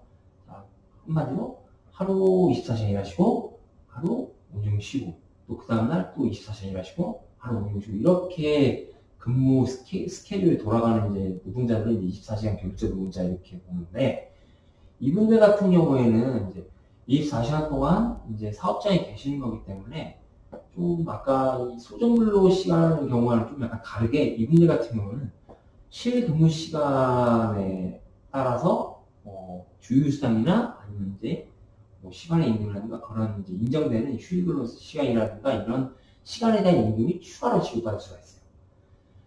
주휴수당이나 휴일근로수당도 최대 8시간이 이제 소정근로 시간 8시간까지만 인정되기 때문에 최대 8시간까지만 인정이 된다고 말씀드렸는데, 이분들 같은 경우는 그냥 예외적으로 만약에 실근무시간, 예를 들어서 24시간이 실근무시간이다, 아니면 20시간이 실근무시간이다라고 이렇게 하면, 가정을 하면 이 실근무시간의 2분의 1, 50%에 해당하는 시간에 대한 임금만 추가로 지급받으면 된대요. 그럼 만약에 24시간을 전체를 다 일하신다라고 치면은 2분의 1이니까 12시간에 해당하는 시간에 대한 임금만 추가로 지급받을 수가 있는 겁니다. 네, 12시간 임금 받으시는 거예요.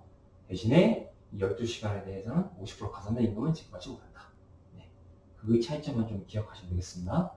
24시간 교육제 노동자의 경우, 감시단속 노동자의 경우에는 실근무 시간에 소정근로 시간이 아닌 실근무 시간에 2분의 1, 50%에 해당하는 시간에 대한 임금만 추가로 지급받는다. 자, 이것만 좀 예외적으로 좀 알아두시면 좋을 것 같습니다. 네, 넘어갈게요.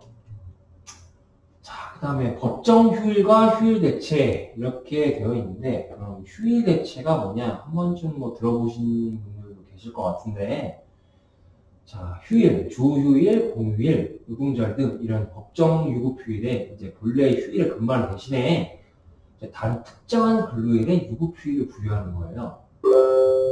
자, 보통 이제 밑에 한번 살펴보시면 휴일의 근무는 본래 출근일과 있는 근로일에 근무한 것이 되므로 해당 날짜에 노동자가 출근하여 근무하더라도 1일의 소정 임금 외에 휴일 근로에 대한 가산임금 지급을 받을 수 없다. 지금 X 이렇게 되어 있는데, 자, 예를 들어보면, 자, 일요일이 보통 이제 주일이라고 했잖아요. 근데 일요일날 급하게 일이 생겼어요. 사용자가 출근해야 돼요. 자, 근데 그럼 일요일날 출근하게 되면 이제 휴일날 출근하게 되는 거잖아요. 근데 그 사용자와의 어떤 합의로 인해서 일요일 주일날 출근하는 대신 그 휴일을 일요일날 하지 말고 그 다음 화요일날 휴일날 유급휴일을 줄 테니까 그날 쉬어. 그러니까 일요일날 출근하고 화요일날 쉬어. 그렇게 하자. 이렇게 정하는 건데, 만약에 그렇게 되면, 이제, 원래는 일요일 주일이지만, 이렇게 휴일 대체가 이제 적법하게 행해진 경우는, 일요일이 내 통장에 출근 의무가 있는 소정근로일이 되는 거고, 이 화요일이 주일이 되는 거예요. 네, 그렇게 날짜가 이렇게 휴일이랑 근로일, 소정근로일과 휴일을, 이게 이제 날짜를 이제 바꾸는 거죠. 서로 이제 교환이 되는 거죠. 등가 교환. 이렇게 되는 건데, 이런 경우에는 일요일날 일해도 내가 소정근로일에 일하게 되는 거고, 화요일이 주일인데 화요일날 일을 안 하고 쉬었으니까, 그냥, 휴일날 금방이 아니고, 휴일에 대해, 화요일에 대한 유급휴일 수당만 받으면 되는 겁니다. 네. 설령 일요일에 출근해도 그냥 통상적으로 그냥 근무하는 것에 대한 이제 임금을 받으면 되는 거예요. 추가로 임금 지급받는 게 아니라, 가당임금부터 지급받는 게 아니라, 이 차이점이 있는 겁니다. 자, 그러면 내 휴일 대체인데, 자, 휴일 대체가 다 되는 건 아니에요. 법정 휴일이라고 해서 휴일 대체가 다 되는 건 아니에요. 자, 한번 살펴볼게요. 자, 주일과 공휴일의 경우는 어떻게 되냐? 주일 같은 경우는 앞서 예를 들어 드렸지만 노동자하고 해당 노동자랑 사용자가 서로 개별 합의, 상호 합의를 통해서 일요일을 지출하고 화요일날 너 휴일을 이렇게 하자. 이렇게 해서 대체하는 게 가능합니다. 합의로. 개별 합의, 구두로라도 상관없어요. 이렇게 정해놓고 할 수 있는데, 이제 관공서 공휴일은 좀 달라요. 이제 당사자가 합의를 안 되고, 근로자 대표의 서면 합의를 통해서만 다른 특정한 근로를 대체가 가능하다. 그러니까 개별 합의는 안 되는 거예요. 당사자들끼리 약정을 나와서 되는 건 아니고, 여기서 말하는 이제 근로자 대표가 뭐냐면, 보통 통상적으로 근로자 대표라고 하면, 이제 노동조합이 있는 사업자들 같은 경우에는 과반수 노동자가 있는 경우가 있잖아요. 전체 그 사업장에 종사하는 노동자들 중에 과반수 이상이 가입한 노동조합을 이제 과반수 노동조합이라고 하는데, 그러한 과반수 노동조합이 근로자 대표가 되는 거고, 만일에 이제 노동조합이 없는 사업장이거나 아니면 노동조합이 있더라도 그 근로자 과반수가 가입한 과반수 노조가 없으면은 그러한 경우에는 그 해당 사업장에 근무하는 전체 노동자들 중에 노동자들의 과반수를 대표하는 자가 근로자 대표가 되는 겁니다. 이 근로자 대표하고 서면 합의를 해야 돼요. 구두 안 돼요. 서면 합의로 이렇게 서면을 딱 명시해서 양 당사자가 서면 아예 딱딱 하고 서명하고 이렇게 해서 서면으로 이렇게 딱 합의를 해야지 이게 적법한 그 공휴일 대체가 되는 겁니다. 자, 주일과 공휴일의 경우는 딱 이렇게 딱 한 경우에만 이제 특정한 근로로 대체가 되는 건데, 노동자는 좀 더 달라요. 자, 보면 현 노동부의 입장에 따르면 노동자는 다른 특정한 근로로 대체가 안 된답니다. 개별 합의를 하든 근로자 대표나 서면 합의를 하더라도 현 노동부 입장에 따르면 노동자는 다른 특정한 근로로 대체가 안 돼요. 네, 노동자는 특별하니까. 결과적으로 매년 5월 1일은 무슨 수를 써도 얄짤없이 유급휴일로 반드시 부여가 되어야 한다. 예, 이 차이점이 있는 겁니다.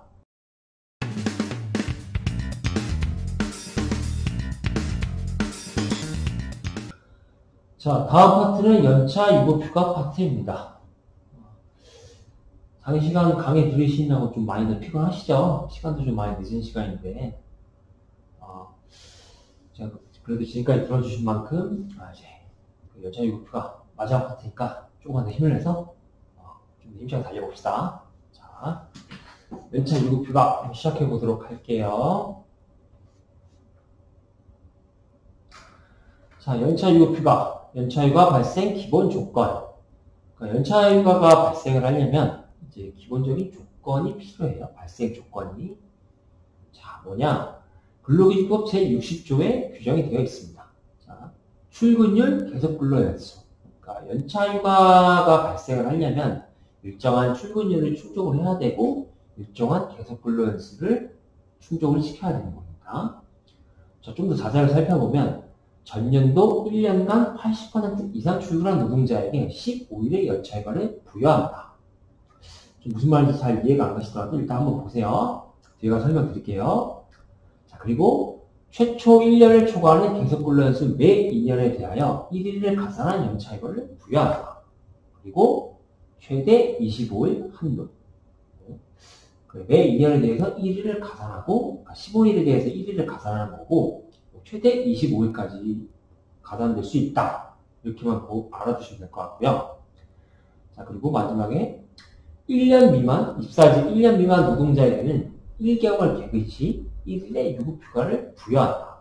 최대 11일 이렇게 적혀 있는데, 예를 들어서 제가 올해 1월 1일 날 입사를 했어요. 1월 1일부터 출근하기 시작했는데 1월달 다 소정근로일을 다 개근해서 다 만근을 했단 말이죠. 다 출근했어요. 개근했는데 그러면 그 다음 달이 2월달에 하루치에 대해서 1일에 대해서 유급휴가를 사용할 수 있게 되는 겁니다. 네. 자, 이런 식으로 해서 1월, 2월, 3월 제가 계속 근무한다고 생각해보세요. 그러면 11개월까지 딱 되는 날에 만견을 하면 최대 11개까지 딱 발생을 하고, 아니면 12개월째가 되셔서 제가 계속 근무를 한다고 하면 12월 31일까지 딱 근무하고 그 다음날 되면 다음을 넘어가잖아요. 그러면 딱 만 1년이 넘어가는 거겠죠.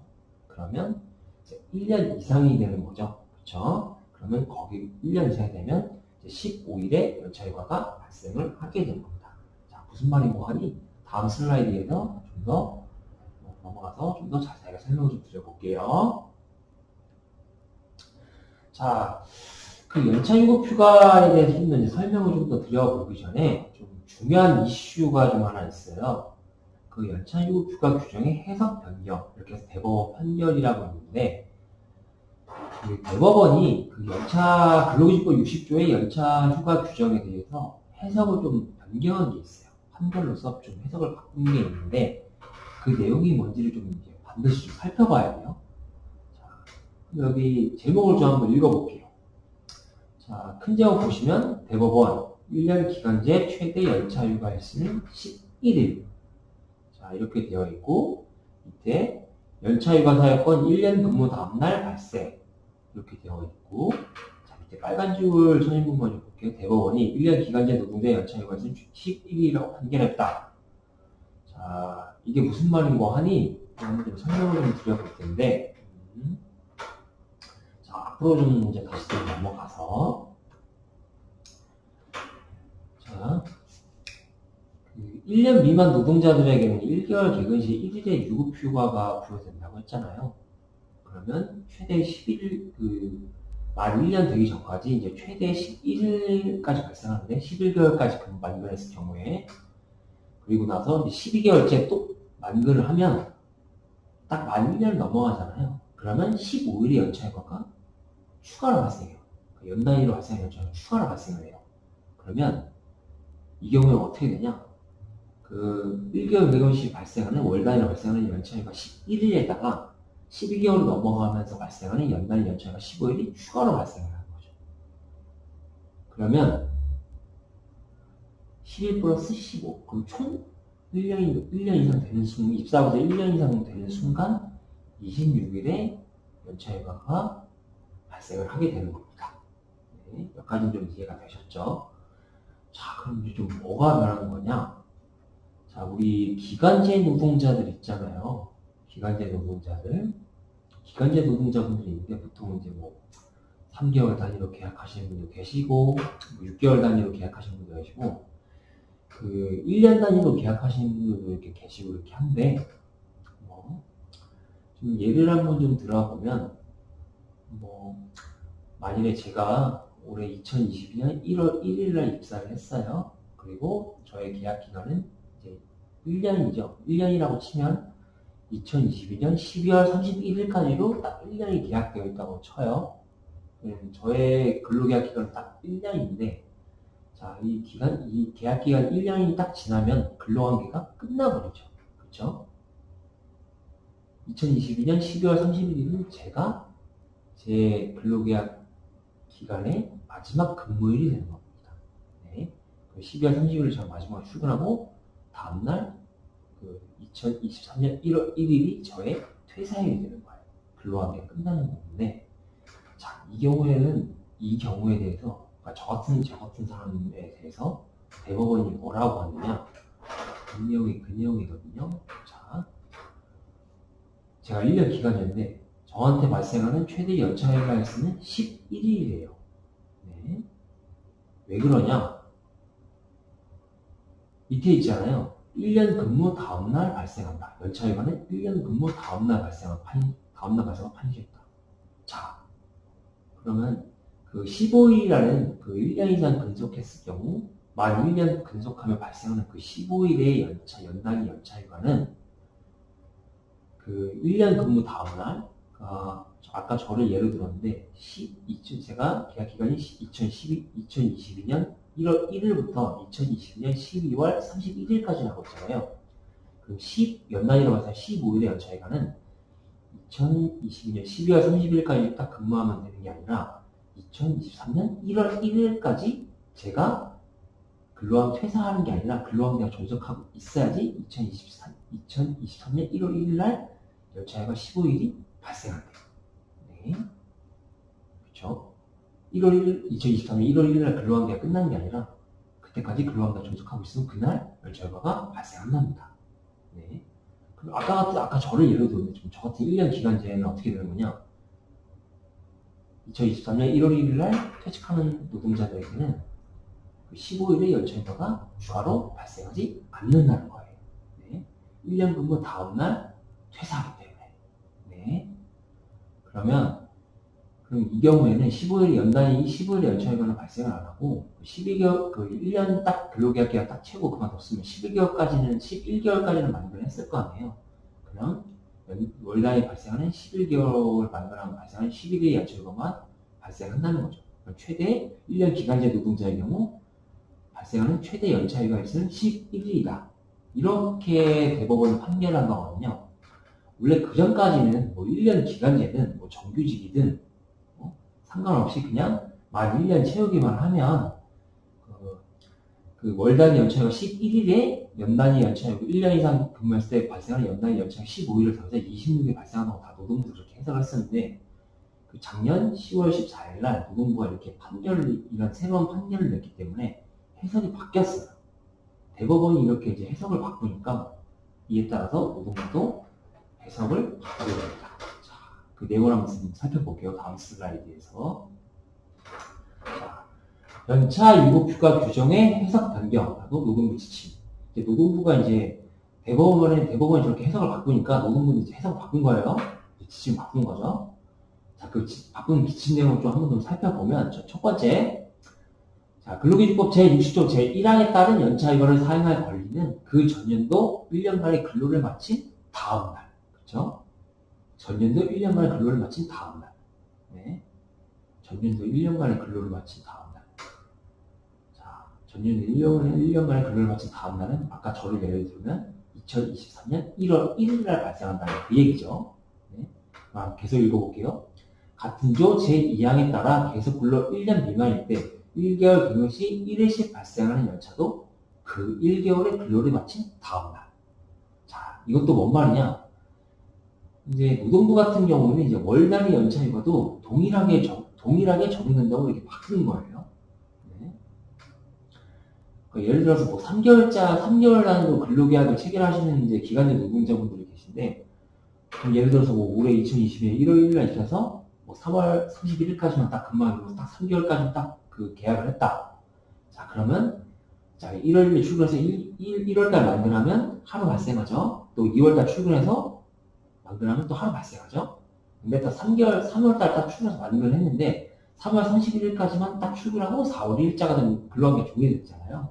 그러면 그 1개월의 근로를 마친 다음날, 그러니까 이 경우는 3개월짜리 기간제 노동자의 경우는 4월 1일날 그 3개월째 발생하는 연차휴가, 월달 연차휴가가 4월 1일 발생한다는 거거든요. 자, 그럼 3개월 단위 기간제 노동자의 경우는 1월달, 2월달 것까지 1개월 만근시 발생하는 거나 2월달 만근할 때 발생하는 그 두 개의 연차휴가 발생하고 3월달에 만근한 건 발생을 안 한다는 거죠. 왜? 4월 1일 날 발생을 하는데 4월 1일 날 퇴사하기 때문에 근로가 종료되기 때문에 발생을 안 한다는 겁니다. 자, 그 차이점이 있는 거고요. 그 얘기예요. 자, 그러면 이제 정규직일 경우, 계약직일 경우 이제 공통적으로 모두 365일 근로 퇴직하면 제60조 제1항의 15일 연차휴가에 대한 미사용상 청구가 불가하다. 네. 딱 1년, 만 1년 365일 근로 후 그 다음날 근무를 안 하고 근로관계가 존속하지 않고 근로관계가 끝나고 퇴직하게 된다 하면은 15일 연차에 대한 미사용상 청구가 불가하다. 예. 연차휴가가 발생을 안 하니까 연차휴가에 대한 보상인 미사용상이 청구가 불가능하다는 겁니다. 자, 366일째 근로관계 존속 후 퇴직하면 15일 연차휴가 정보에 대해 수상 청구가 가능하다. 자, 아까 저를 예로 들었는데 366일째. 자, 2023년 그 다음에 1월 1일째에 근로관계가 존속한다고 하면 계속 근무하고 근로관계가 존속하면 1월 1일까지만 딱 존속하면 15일의 연차휴가 정보에 대해서 15일의 연차휴가 발생하게 되면 정보에 대해서도 수상 청구가 가능하다. 이렇게 보는 거예요. 366일째 되는 날에 연간인 연차휴가 15일이 추가로 발생한다. 이렇게 보시면 되겠습니다. 365일 근무하고 퇴사하면 발생 안 하고 366일째 되는 때까지 근로관계 존속 후 퇴직해야 된다. 근로관계가 존속해야 된다. 그래야지 15일의 연차휴가가 발생한다. 자, 이렇게 알아두시면 될 것 같고요. 자, 그리고 밑에 또 보시면 계속 근로 1년 미만일 때 1개월 계획 시 1일씩 발생하는 연차휴가도 월 단위 연차휴가도 그 1개월 근로를 마친 다음날 근로관계 존속 후 퇴직해야 아까 그 3개월 기간제 노동자의 경우 1월달부터 3월까지 근로계약 체결했는데 이제 4월 1일날 퇴사하면은 월 단위 연차휴가 발생 안 하고 그러니까 그 전달 3월달 거 연차휴가 발생 안 하고 4월 1일까지 근로관계 존속해야 3개월 만기했을 때 부여받을 수 있는 연차휴가 하루가 추가로 발생한다는 거죠. 네. 그래야지만 연차휴가가 발생해야지만 연차수당 청구가 가능한 거예요. 자, 그 얘기고, 자, 그리고 마지막 세 번째. 정규직이 마지막 근무하는 해에 1년 근무하고 퇴직하는 경우, 1년 365일 근무하고 퇴직하는 경우, 80% 이상, 80% 출근율을 충족하더라도 출근율 80% 이상 충족을 해야 되잖아요. 내 출근율을 다 80% 이상 충족하더라도, 이제 60조 1항 4항, 제 1항은 이제 15일 연차휴가를 부여해야 된다는 거고, 계속 근로 1년 이상이면, 그리고 60조 4항 같은 경우는 이제 그 계속 근로에서 매 2년에 대해서 1일의 가산휴가를 부여한다는 그 규정인데, 이런 60조 1항 4항의 연차휴가 가산휴가에 대한 미사용상 청구가 불가하다. 예, 미사용상 청구가 불가하다는 얘기는 연차휴가가 발생 안 하기 때문에 그런 거죠. 자, 그 정규직들 같은 경우는 이제 기간제처럼 이제 기간의 정함이 없는 이제 노동자들 이제 정규직이라고 이제 보통 이렇게 얘기를 하는데, 그 정규직들 같은 경우는 이제 그 정년이 정해져 있잖아요. 그쵸? 그럼 정년하는 그 마지막 해에 있죠. 그 정년이 도래하는 날까지 딱 근무하고 퇴사를 하잖아요. 그리고 그 마지막 근무하는 그 정년이 도래하는 그 해에 딱 360일 근무하고 365일째 딱 정년이 돼서 딱 퇴직하면 그 마지막 그 정년에 도달하는 그 마지막 해에 대해서는 설령 80% 출근율 충족하더라도 그 다음날 366일째가 근로에 접속하는 게 아니기 때문에 그럼 정년 도래하면 근로에 바로 끝나버리잖아요. 그쵸? 당연히 종료되기 때문에 그 마지막 해에 대해서는 연차휴가가 발생하지 않는다. 네, 연단위 연차휴가가 발생하지 않는다. 마지막 해에 대해서는 여기서는 이제 그 정년을 예로 들었지만 정규직이라도 좀 이직이 잦으니까 4년 근무하고 퇴사하는 사람, 5년 근무하고 퇴사하는 사람 이런 사람도 있잖아요. 마지막 근무하는 해에 366일째 딱 채우고 근로에 접속하고 퇴직하면 모르겠는데 365일만 딱 1년 안에 딱 끊어서 퇴사한다. 그러면 연차휴가가 발생 안 한다. 이런 얘기예요. 네. 자, 그럼 다음으로 넘어가 보도록 하겠습니다. 자, 그럼 연차휴가 일수가 어떻게 발생하는지 계산은 어떻게 하는지 좀 예시를 한번 들어볼게요. 자, 정규직이란 그 1년 계약직하고 좀 발생하는 그 일수가 좀 다르잖아요. 네. 자, 그럼 정규직을 한번 예로 들어볼게요. 자, 이 정규직이 2026년 1월 1일날 입사했다고 한번 쳐볼게요. 입사 1년 차는 몇 개의 연차휴가 일수가 발생을 하느냐. 자, 왼쪽 밑에 표를 쭉 보시면, 화살표 보시는 것도 좋고, 이제 밑에 표를 이렇게 해놓은 거 보면, 맨 위에가 노란색 칠한데 맨 위에가 근속기간, 그리고 밑에 발생 일자, 그리고 휴가 일수 이렇게 되어 있는데, 자, 2020년 1월 1일 날 이전했으니까 1월달 개근했어요. 다 출근했으면 그 1월달 개근시 발생하는 1일의 연체휴가 발생하죠. 그럼 이 발생 일자가 2020년 2월 1일 날 발생을 하는 거예요. 네. 발생을 딱 하고, 휴가 일수를 딱 하루가 생기고, 자, 그럼 2월달에 또 근무했어요. 그럼 또 2월달 또 이제 개근했죠. 자, 그럼 2월달 개근한 거에 대한 1일의 연체휴가는 2020년 3월 1일 날 돼야 발생하는 겁니다.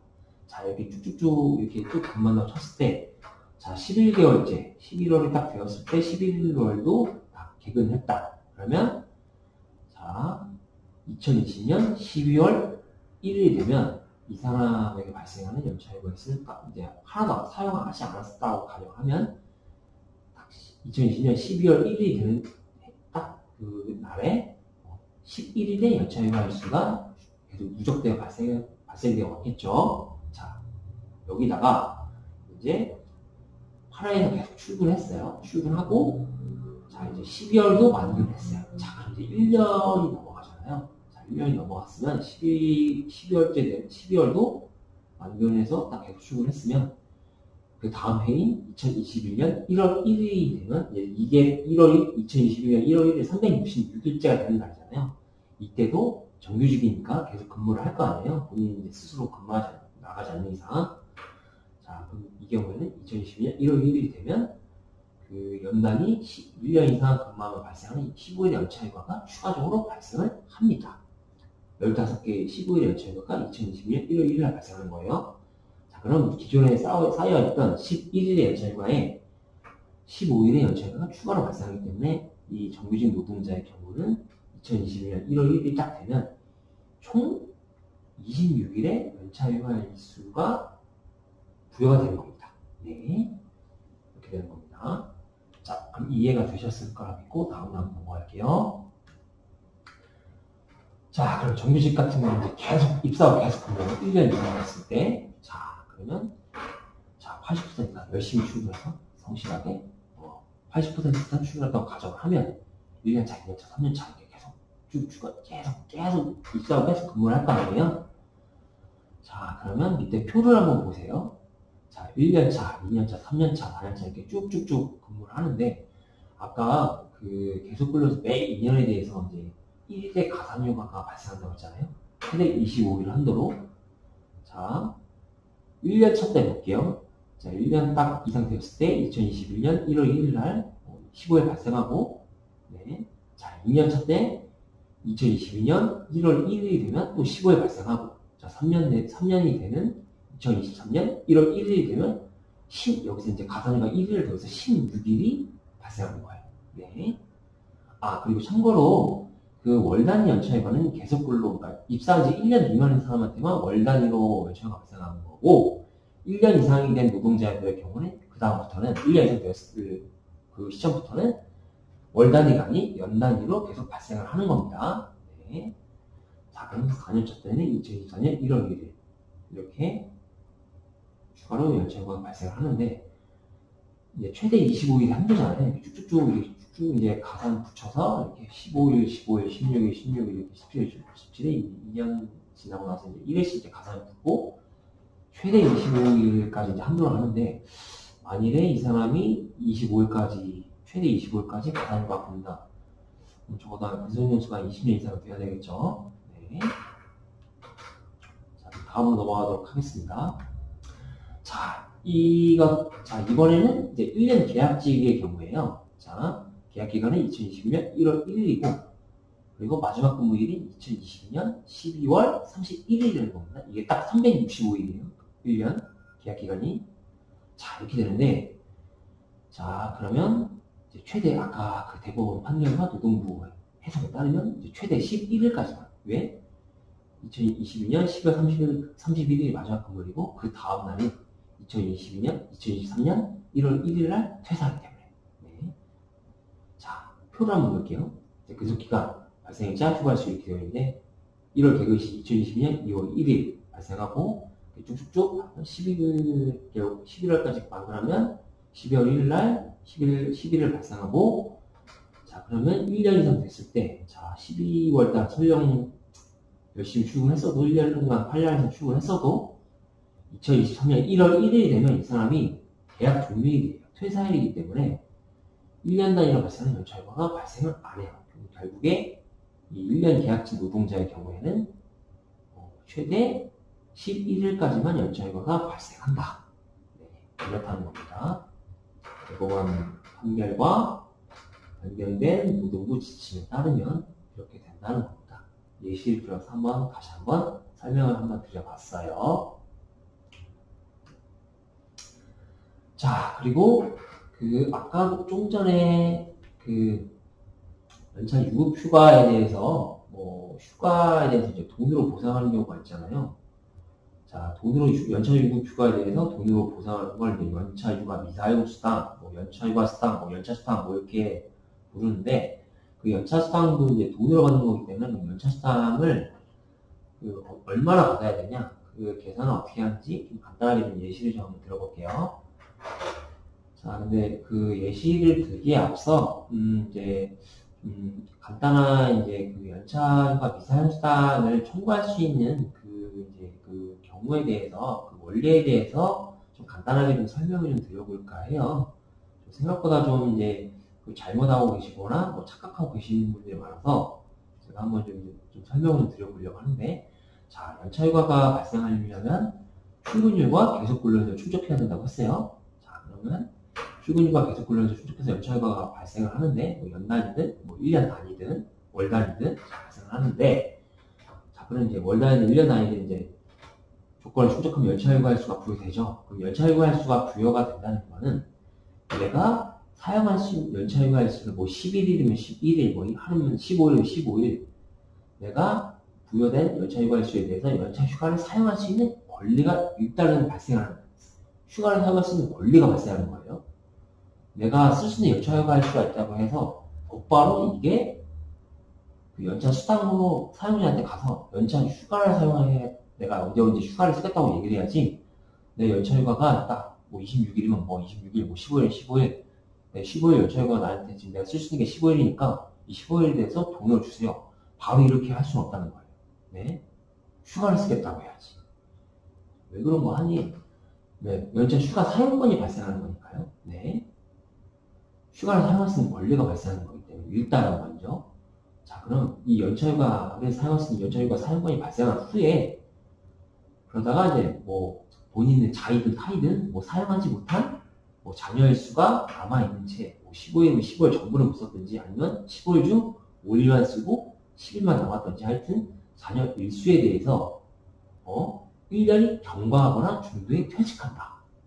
자, 1년이 경과하거나 이렇게 되어 있는데, 그 연차휴가 사용권이 발생한다고 했잖아요. 그 연차휴가 사용권이 발생하는 경우는 아까 보셨지만 1년이 지나면 15일에 부여되는데, 그 발생 일자를 보면 2022년 1월 1일 입사하는 사람은 2023년 1월 1일 날 그 연단위 연차휴가 15일을 추가로 발생을 하잖아요. 자, 그럼 1월 1일이 돼서 연차휴가 사용권이 발생하는 건데, 이 휴가를 사용할 수 있는 기간이 있어요.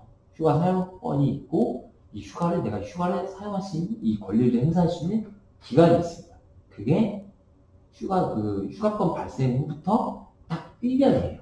자, 그럼 사용기간이 1년이라는 얘기는, 자, 2023년 1월부터 휴가를 쓸 수가 있는데, 2023년 1월 1일부터 그해 2023년 12월 31일까지 이 1년 동안 이 15일의 연차휴가에 대해서 사용할 수 있는 기간이 있는 겁니다. 이 1년이. 근데 만약에 이 1년 안에 사용하지 못하고 남아있는데, 다 사용하지 못하고, 다 전부를 안 쓰든, 쓰고 일부가 남든, 이 남은 채로, 이제 그 다음에, 2024년 1월 1일 이렇게 넘어간다고 생각해보세요. 그러면, 연차휴가 사용권이 소멸이 돼요. 1년이 넘어가면, 1년의 사용기가 넘어가면, 휴가 사용권이 소멸이 되고, 자, 1년이 넘어가거나, 그 밑에 또 하나가 더 있죠. 중도의 퇴직. 그러니까 회사를 나가버리면 더 이상 휴가를 사용할 필요가 없잖아요.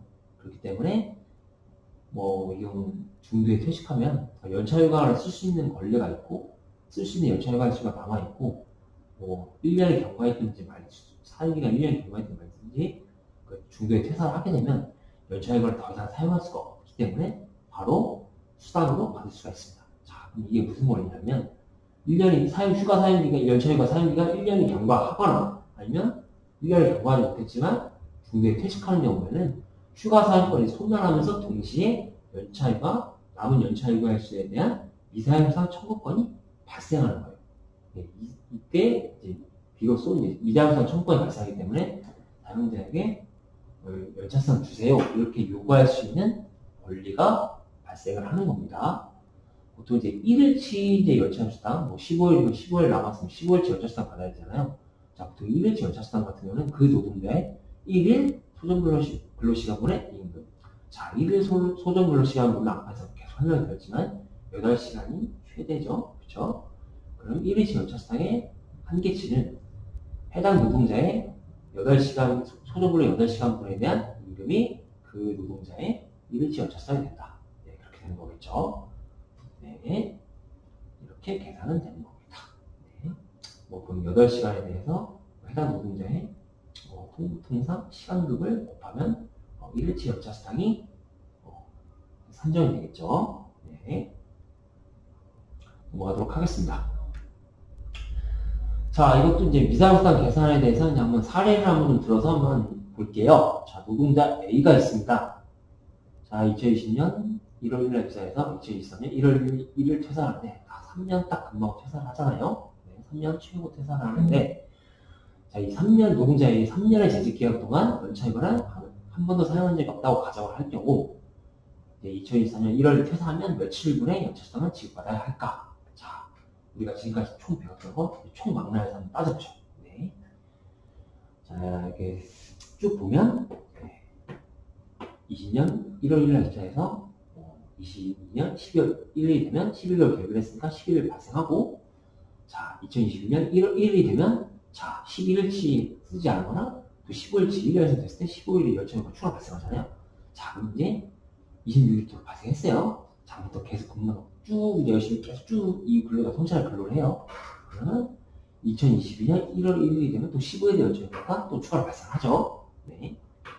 자, 이 상태에서 그리고 또 1년간 또 열심히 근무를 해요. 80% 이상 출근율 충족하면서 자, 그리고 이제 그 다음에 2023년 1월 1일이 딱 됐어요.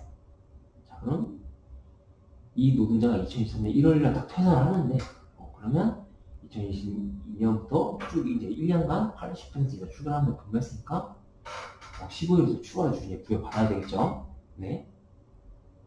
그러면 이 노동자가 퇴사 시 총 받아야 될 연차수당은 57일치의 연차수당이다.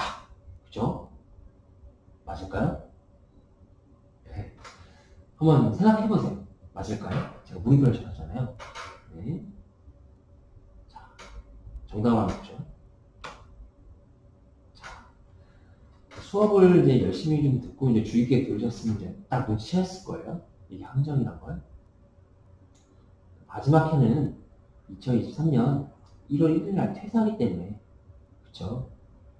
15일이, 마지막 해에는 연차휴가 15일이 추가로 발생을 안 하죠. 왜? 2023년 1월 1일 날 발생해야 되는데, 이때가 366일째잖아요.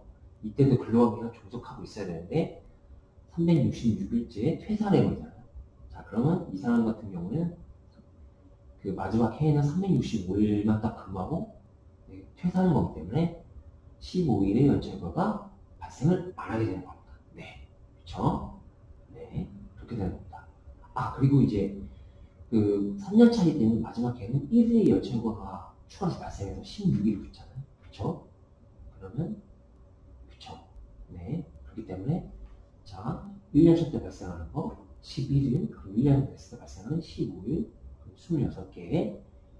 자, 그럼 21년도부터 22년까지 근무했던 연차휴가 15일. 그쵸? 또 이렇게 하면 41개가 발생하죠. 그쵸? 네.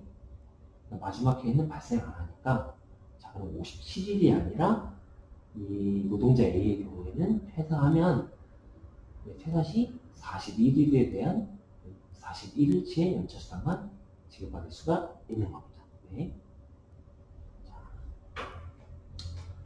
여기 이제 다 이해하셨을 거라 저는 이제 그렇게 믿고요. 설명은 여기서 마치도록 하겠습니다.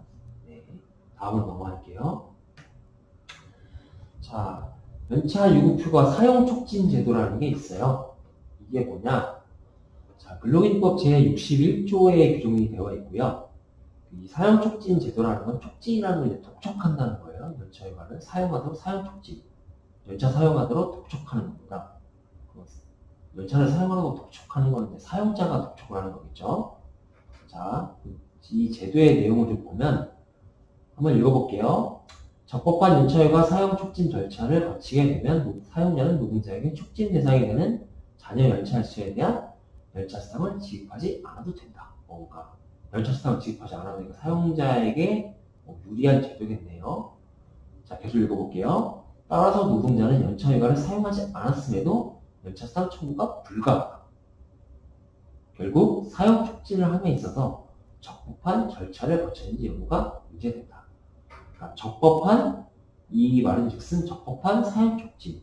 적법하게 독촉을 해야지 사용자가 연차수당을 지급할 의무를 면하게 된다는 그런 내용입니다. 자, 결국에는 적법하게 독촉을 했느냐, 적법하게 사용 촉진을 했느냐, 이게 문제가 되는 경우예요. 네. 자, 한번 살펴보겠습니다. 다음으로 넘어갈게요. 좀 더 이제 자세하게 한번 좀 살펴보면, 이게 쭉 1번, 2번, 3번, 4번, 5번, 이렇게 쭉 단계적으로 쭉쭉쭉 이렇게 진행이 돼야 되는 거거든요. 자, 하나하나 좀 살펴볼게요. 첫 번째로, 연차휴가 사용기간. 아까 제가 말씀드렸죠. 그 계속 근무하는 경우에는, 연단 연차휴가 같은 경우는, 연단 연차휴가 예를 들었는데, 발생하고 나서, 발생 후에 1년의 기간 동안 연차휴가를 사용할 수 있는 기간이 생긴다. 자, 이걸 이제 연차휴가 사용기간이 이제 이렇게 있는데, 연차휴가 사용기간이 끝나기 6개월 전을 기준으로, 자, 6개월 전을 기준으로 10일 이내에 서면으로 개인별로 미사용한 연차휴가 일수를 알려주고, 개인별로 휴가 일수를 남은 휴가 일수를 알려주고, 사용할 수 있는 연차휴가 일수를 알려주고, 노동자가 연차휴가 사용 시기를 정하도록 촉구해야. 그러니까 노동자가 이제 연차휴가를 쓸 수 있으면, 그러니까 내가 언제 연차휴가를 쓰겠다고 시기를 사용자에게 지정을 해줘야 돼요. 그럼 이제 시기 지정권의 행사라고 하거든요. 네. 그럼 내가 언제 쓰겠다고 시기를 정해서 얘기를 해줘야 되는 거죠. 자, 근데 노동자가 10일 이내에 사용 시기를 지정해서 내가 언제 연차 휴가 쓰겠다고 지정해서 이렇게 시기를 정해줘서 연차휴가를 사용해야 되는데, 만일에 이렇게 시기를 지정해달라고 했는데, 10일 이내 시기를 지정 안 하고, 그냥 아무 말도 안 하는 거예요. 통보도 안 하고, 쓰지도 않고, 통보도 안 하는 거예요. 자, 그럼 이렇게 한 경우에, 그러면, 자, 통보를 안 했으니까, 그러면 사용자가 여기에 대해서 또 한 번 또 통보를 한 번 더 해야 돼요. 통보를 또 안 했어. 했는데 또 통보를 안 않았다면, 자, 그럼 사용자가 좀 더 기다렸다가, 사용기간이 끝나기 2개월 전에 한 번 더, 2개월 전까지 2개월 전까지 서면으로 사용자가 임의로 사용 시기를 정하여 노동자에게 통보해야 돼요. 당신이 사용할 수 있는 연차휴가 며칠이고 미사용한 게 며칠 남아있으니까 당신이 정하지 않으니 언제쯤 이제 남은 휴가일수 언제쯤에 대충 대략 몇 월 며칠쯤이 좀 이제 한가할 것 같으니 그때 휴가를 좀 사용해라. 이렇게 하시라고 서면으로 해당 노동자에게 통보를 하는 겁니다. 노동자 임의로. 자, 이렇게 노동자에게 시기까지 딱 사용자가 사용시에 딱 정해줘서 노동자에게 딱 통보를 했어요. 네, 그럼에도 불구하고 통보를 받은 노동자가 그럼에도 불구하고 연차휴가를 해야 되는데 안 했어요. 이제 이럼에도 불구하고 연차휴가를 계속해서 이제 사용을 안 하면, 자, 이렇게까지 했는데 노동자가 연차휴가를 사용 안 하면 사용자는 이제 해당 노동자의 잔여 연차일수에 대해서 수당을 지급할 의무가 없게 되는 거예요. 결국 반대로 얘기하면 해당 노동자는 적법한 사용 촉진 절차를 거쳤음에도 계속 휴가를 연차휴가 사용 안 하게 되면 사용하지 못한 연차휴가일수에 대해서 연차휴가 미사용수당 청구를 할 수가 없게 되는 겁니다. 네. 자, 여기서 이제 사용 촉진 제도에 대해서 이제 하나하나 읽어보면서 좀 설명을 드렸는데요. 그 사용촉진 제도를 적법하게 하면 다른 사람의 노동자의 그 연차수당 청구권이 박탈되는 거거든요. 그러니까 누군가의 권리, 타인의 권리를 제한하거나 박탈하는 거는 되게 엄격하게 해석해야 돼요. 네? 그렇잖아요. 누군가의 권리를 일방적으로 제한해서 박탈을 하는 건데 꼼꼼하고 정확하게 해야죠. 그렇죠? 대충 하면 안 되는 거예요. 자, 그럼 여기 써져 있는 법문에 여기 이렇게 써져 있는 여기대로 날짜 6개월 여기 초록색 글씨 보시면 6개월 전 기준으로 10일이네 서면. 그러면 6개월 사용기간이 끝나기 6개월 전이라 하면 6개월 전에 해야 되는 거예요. 6개월 전에 날짜 정해서 구두로 하면 안 돼요. 또 서면으로 해야 돼요. 네. 그 맨 밑에 보시면 제가 이제 적어놨잖아요. 보라색 글씨로 촉진 횟수, 통보의 내용, 통보 기간, 서면 통보 여부, 구두 안 된다. 이런 것들을 종합적으로 다 따져봤을 때 그 적법한 사용 촉진인지 여부를 판단해야 한다. 예, 그렇죠?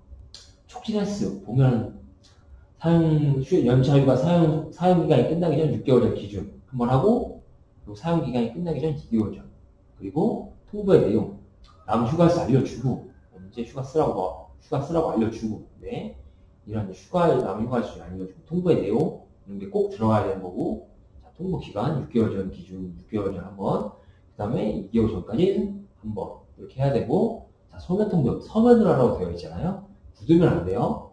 네. 그 이메일이라든지 뭐 카톡이나 문자로 하면 약간 좀 그거는 좀 상황별로 좀 따져봐야겠지만 원칙적으로는 서면으로 해야 되는 겁니다. 네. 이메일 구두는 절대로 안 되고 뭐 이메일이나 문자 일단은 뭐 원칙적으로 안 된다고 보시면 돼요. 서면이면 반드시 서면으로 통보를 받아야 된다.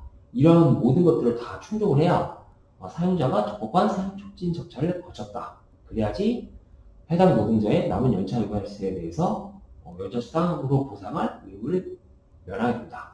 이렇게 되는 겁니다. 네. 자, 제가 여기다 좀 써놓지는 않았는데 좀 예를 한번 좀 들어볼게요. 만일에 사용 촉진을 이렇게 하다가 보면 이제 촉진을 하다가 촉진 진행 중에 사용 촉진 제도를 이제 진행하는 도중에 근로자가 퇴사를 했어요. 노동자가 퇴사를 했단 말이에요. 그쵸? 퇴사하는 건 노동자의 자유니까. 자, 그럼 사용자 입장에서는 연차휴가 사용 끝나기 6개월 전에 서면으로 통보 내용 다 기재해서 노동자에게 사용 시기를 정하도록 독촉을 했어요. 서면 통보를 했다는 거죠, 적법하게. 근데 그럼에도 불구하고 노동자가 어떤 사용 시기 지정이나 뭐 그 부분에 대해서 아무런 말도 안 했어요. 그러고 있다가, 자, 그럼 이러한 경우에는 사용자가 자, 한 번 더 사용기간이 끝나기 2개월 전까지 서면을 한 번 더 통보를 해야 되잖아요. 근데 사용기간이 끝나기 2개월 전에 서면을 통보하기 이전에 노동자가 이제 그 말을 더 버린 거죠. 네. 자, 이 경우에는 그럼 어떻게 해야 되냐? 네? 사용자가 적법하게 사용촉진 절차 진행하고 있었으니까 노동자가 퇴직하고 나서 이제 남은 연차휴가세에서 보상할 의무를 면하느냐, 노동자가 청구할 수 있느냐, 연차수당을. 자, 어떻게 될까요? 자, 아까도 말씀드렸다시피 다른 사람의 권리나 권리나 이익을 박탈하거나 제한하는 건 되게 엄격하게 해석해야 돼요. 그렇기 때문에 그렇게 쉽게 박탈하거나 제한할 남의 권리를 박탈하거나 제한할 수가 없습니다. 그러니까 결국에 노동자가 중간에 퇴사했더라도 사용촉진 절차를 다 거친 것은 아니기 때문에 이 경우에는 절차 진행 중에 퇴직한 노동자는 사용하지 못하고 남은 연차휴가 횟수에 대해서 사용자에게 연차수당을 청구할 수가 있다고 합니다. 네, 노동부가 그렇게 하더라고요. 네, 그렇대요. 네. 자, 그럼 제가 준비한 내용은 여기까지고, 네, 여기서 연차휴가 휴가에 관한 내용을 마무리하도록 하겠습니다.